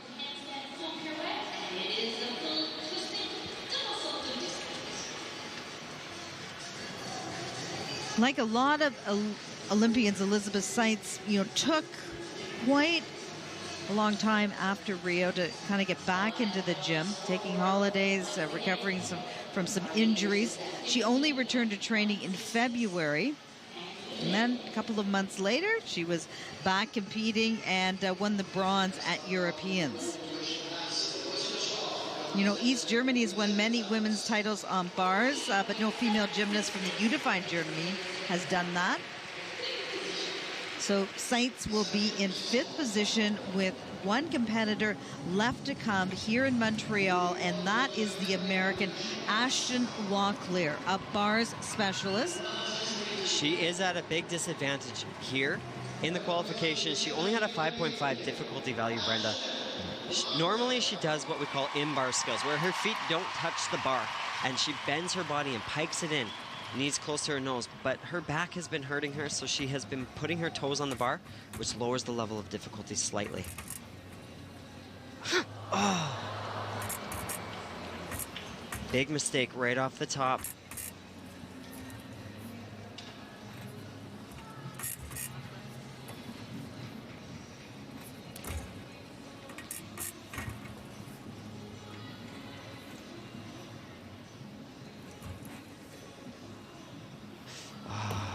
No.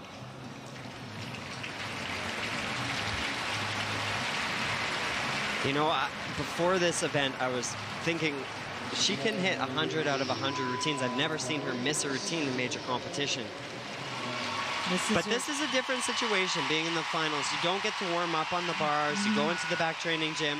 The athletes haven't been out here in the arena for a couple of hours. And she's last up. This is her 2nd Worlds. She placed 4th on bars in 2014, so she has some experience in this sort of atmosphere, but not her day today. No, not her day. Look at the height and the release skills. She certainly has the quality. Many thought she could have made the American Olympic team. It was between her and Madison Koshin. A good way to finish it off, but certainly not the routine she was hoping for.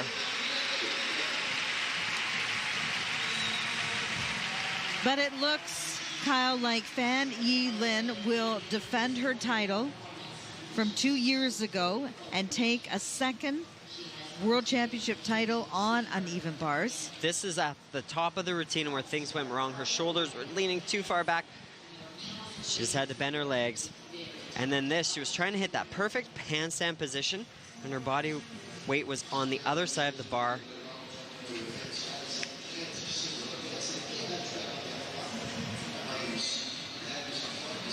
Sometimes it works out the way you want it to, and sometimes it doesn't.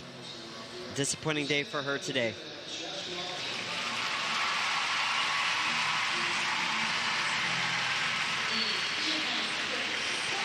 So tears from Ashton Locklear,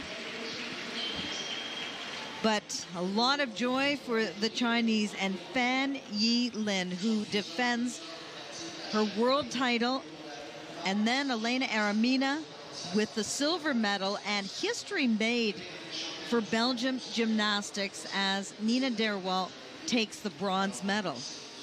First one ever for that country at a World Gymnastics Championship. Just a tenth of a point separated the top three women. Uneven bars is one of the events that's going to be so ultra competitive as we move through this cycle towards 2020.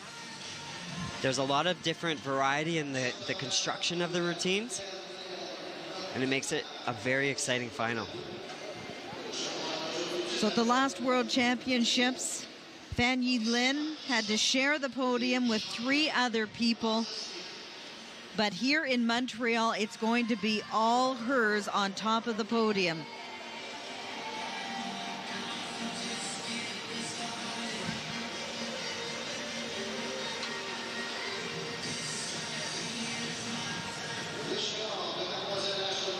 So now it is official. Fan Yi Lin wins the world title here in Montreal.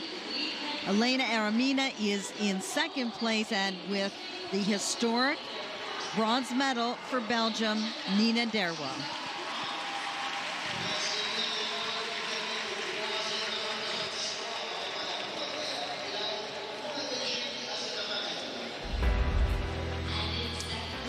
Women's bars final results. Fan Yi Lin of China in a 4-way tie 2 years ago. Now the outright champion. Silver to Elena Aramina of Russia. Bronze to Nina Derwal of Belgium. That's a first for that country in women's competition. We'll return with the conclusion of the first day of apparatus finals in a moment.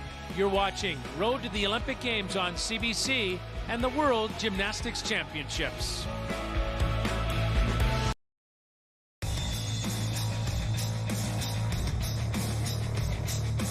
Road to the Olympic Games is brought to you by RBC, proud supporter of the Olympic movement in Canada. There's a great big world of gymnastics out there, and CBC Sports is the place to get all the latest info on the World Championships in Montreal. Former Canadian gymnastics star Alfie Schlegel relates in her Player's Own Voice piece how a trip to Montreal for the 1976 Olympics to see Nadia Comaneci inspired her career.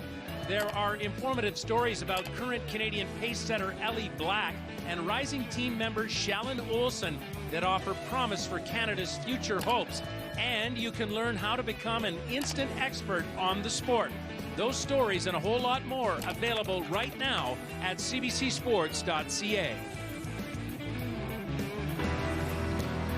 Strength and control are required on the still rings. It's a fantastic final. The entire Olympic podium from Rio has qualified. Gold medalist Eleftherios Petrounias of Greece. He also won the last World Championship in Glasgow in 2015. Now back to Brenda and Kyle with the winning routines. Denis Abliazid was Russia's most decorated male athlete in London at the 2012 Games, winning a couple of medals, bronze on floor, silver on vault, and then in Rio, he won 3 medals. And one of those medals was bronze on rings.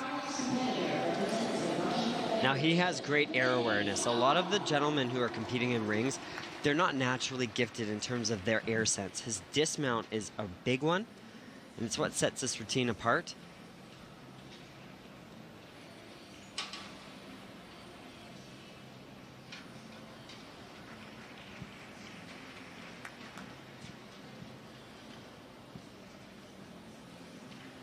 That seems to be a common strength skill at this World Championships.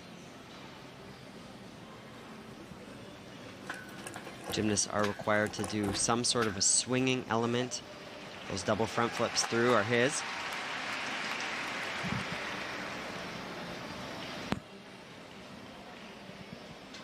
In today's world of gymnastics, a lot of the athletes are opening their hands on that iron cross to show that they're not using their fingers to create a bit of extra pressure on the rings.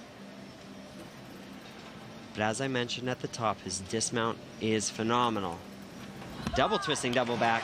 Nicely done. And at these World Championships, Kyle, this is the only apparatus he has decided to compete on. So all of his attention focused squarely on rings, no distractions.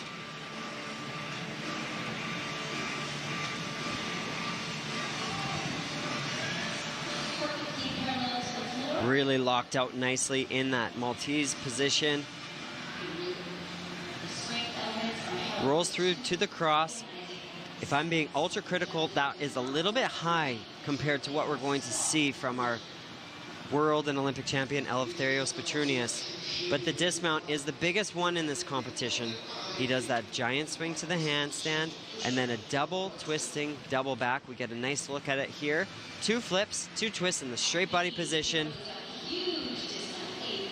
Only one gymnast over 15 points, and that is Ibrahim Kolak, our leader at the moment.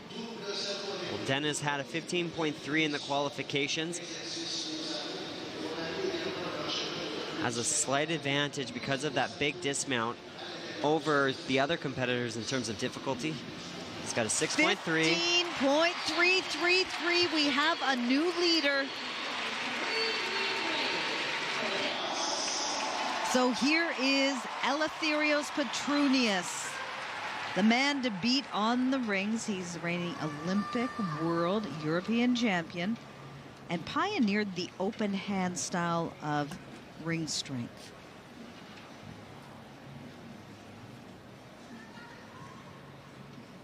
He makes rings look artistic, and he shows no strain on his face.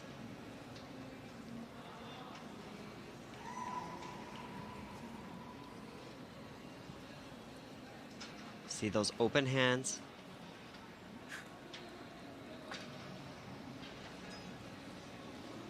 And that sets him apart from the group.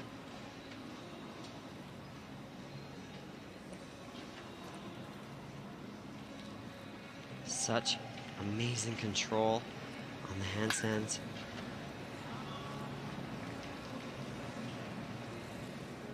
Look at the iron cross. That's the way it should look.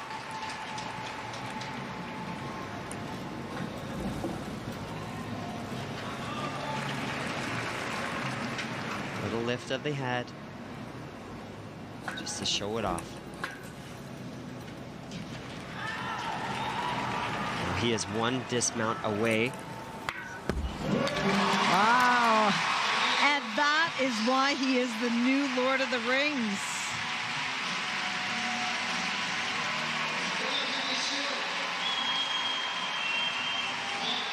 There's no one that matches his strength and his style on the rings. He doesn't have to open the hands. He doesn't have to lift his head, but he does to set himself apart. He makes it virtuous, and there's some originality there as well. Look at this roll into the planche.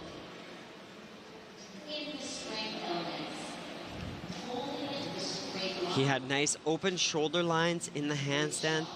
The rings are barely moving. In the iron cross here, you see that open hand on the left. There's no shake, there's no strain in his face. Swings into the iron cross. This could have opened the door slightly. He wanted and needed to stick that landing cold. Does take the small shuffle forward. If it was up to me, I would say the world title should be his. But we'll have to leave it in the hands of the judges. He had a big score in qualification, 15.4. Right now, what he needs is close to that, because Dennis Abliazine has the lead, 15.433, enough to move into first place with one competitor left to come.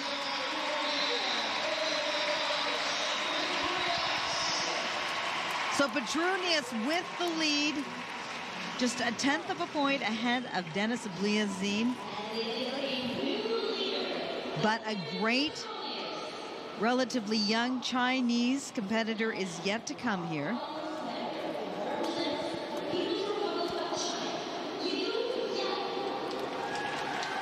Liu Yang from Beijing qualified to the rings final in 5th position.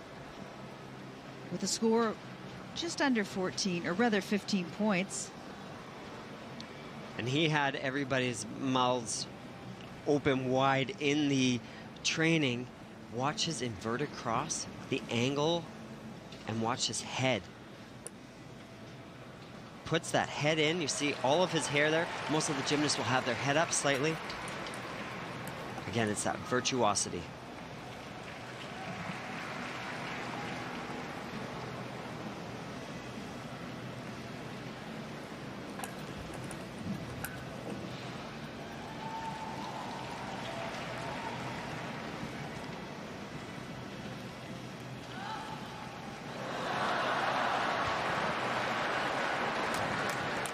Does a little adjustment to the side. I've never seen him do that.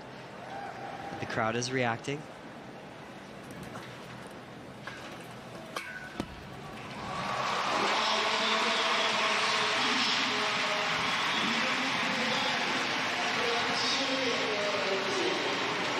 He was a favorite to podium on rings in Rio, trying to bank on him bringing home a medal, but placed a disappointing fourth, and he wants to redeem himself here. There's the leader. How do you think he's feeling right now? Well, he's an event specialist. He came to this World Championships to make the final and to win the final. So Eleftherios Petronius, I think right now he's feeling pretty good. This was a great routine. I love the way he does the inverted cross when he hangs right upside down and puts his head in. It makes it that much harder. But if you're comparing apples to apples with Eleftherios, he just didn't have the same quality in the strength moves, in my opinion, and does have the same little hop forward.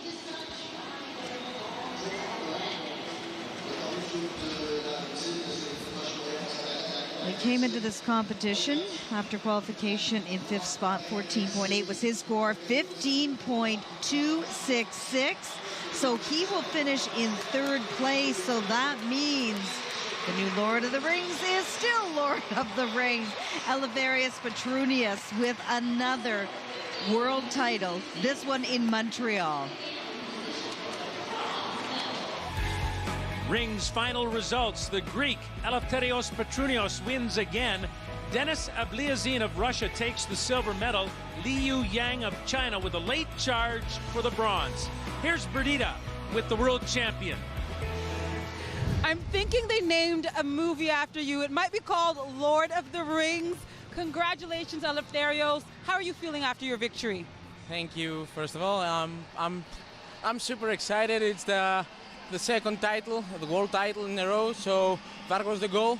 I had a hard time in during the summer because of my shoulder, and I tried really hard to come back. Imagine I touched the rings at August first time, so I was running to catch these worlds, and after Rio, I'm super excited. It's exactly what I wanted. Congratulations. Thank you very much. Great stuff. Men's floor exercise. Kenzo Shirai of Japan wins gold. Artem Dolgoyupat of Israel with the silver medal. And the popular Yul Moldauer of the United States takes bronze. Men's pommel horse results. Another big win for Max Whitlock of Great Britain. Silver, David Belyevsky of Russia. Bronze, Zhao Rutang of China, the all-around champion. Once again, here's Perdita with Max Whitlock, the two-time world pommel horse champion. I'm with a man who makes a habit of winning gold medals. Max, I got to ask you, how is this title different than any others that you've won before? It was a lot harder. My build-up going into this competition and major championships has been very tough. It's been quite tight with what I was doing, and I had to sort of rush some things and rush other things, and it's been quite stressful. So to come out with this title this time, after winning a title in 2015, it's even more special because, you know, I've always said, I said it before this major championships, to go and gain a title and reach the pinnacle of your career is something to be really proud of, but to go and do it again that's what I want to aspire to be like, so I can't be happier standing here today. Congratulations. Thank you very much. Thank you. Women's uneven bars. Fan Yilin of China, the world champion. Silver to Elena Aramina of Russia. Bronze in a breakthrough for Nina Darwal of Belgium, a first for her country in women's competition. Here's Perdita now with the new bronze medalist. A history-making night for Belgium tonight. Nina, I think your facial expression says it all. How great does this feel? It's a really great feeling. I've dreamed about it since I was a little girl, and now it's coming true. It's just amazing. How are you going to celebrate such a wonderful accomplishment? I don't know yet. We've been here and like all focusing on the competition, and now that it's over, I don't know, we'll see. And lastly, what do you think of this crowd here in Montreal putting on this show? Yeah, it's an amazing crowd, and the organization is really good, and yeah, it's just, I don't know how to say it in English, but it's really nice. Congratulations. Thank you. Women's vault, and this was close. Maria Paseka of Russia takes the gold medal narrowly over Jade Carey of the United States. Bronze to Julia Steingruber of Switzerland. Ellie Black fourth, Shalyn Olsen seventh. And here's what the Canadians had to say afterwards. A fourth place finish for Ellie Black. I've got to ask you, did you get any sleep last night, and how is it that you're able to turn things around in less than a few hours?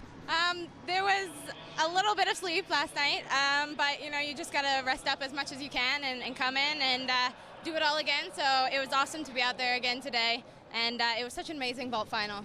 Thanks, Ellie. Shalyn, come a little closer. I have to ask, your first World Championships, I can tell that you're emotional. Can you tell us what you're feeling right now?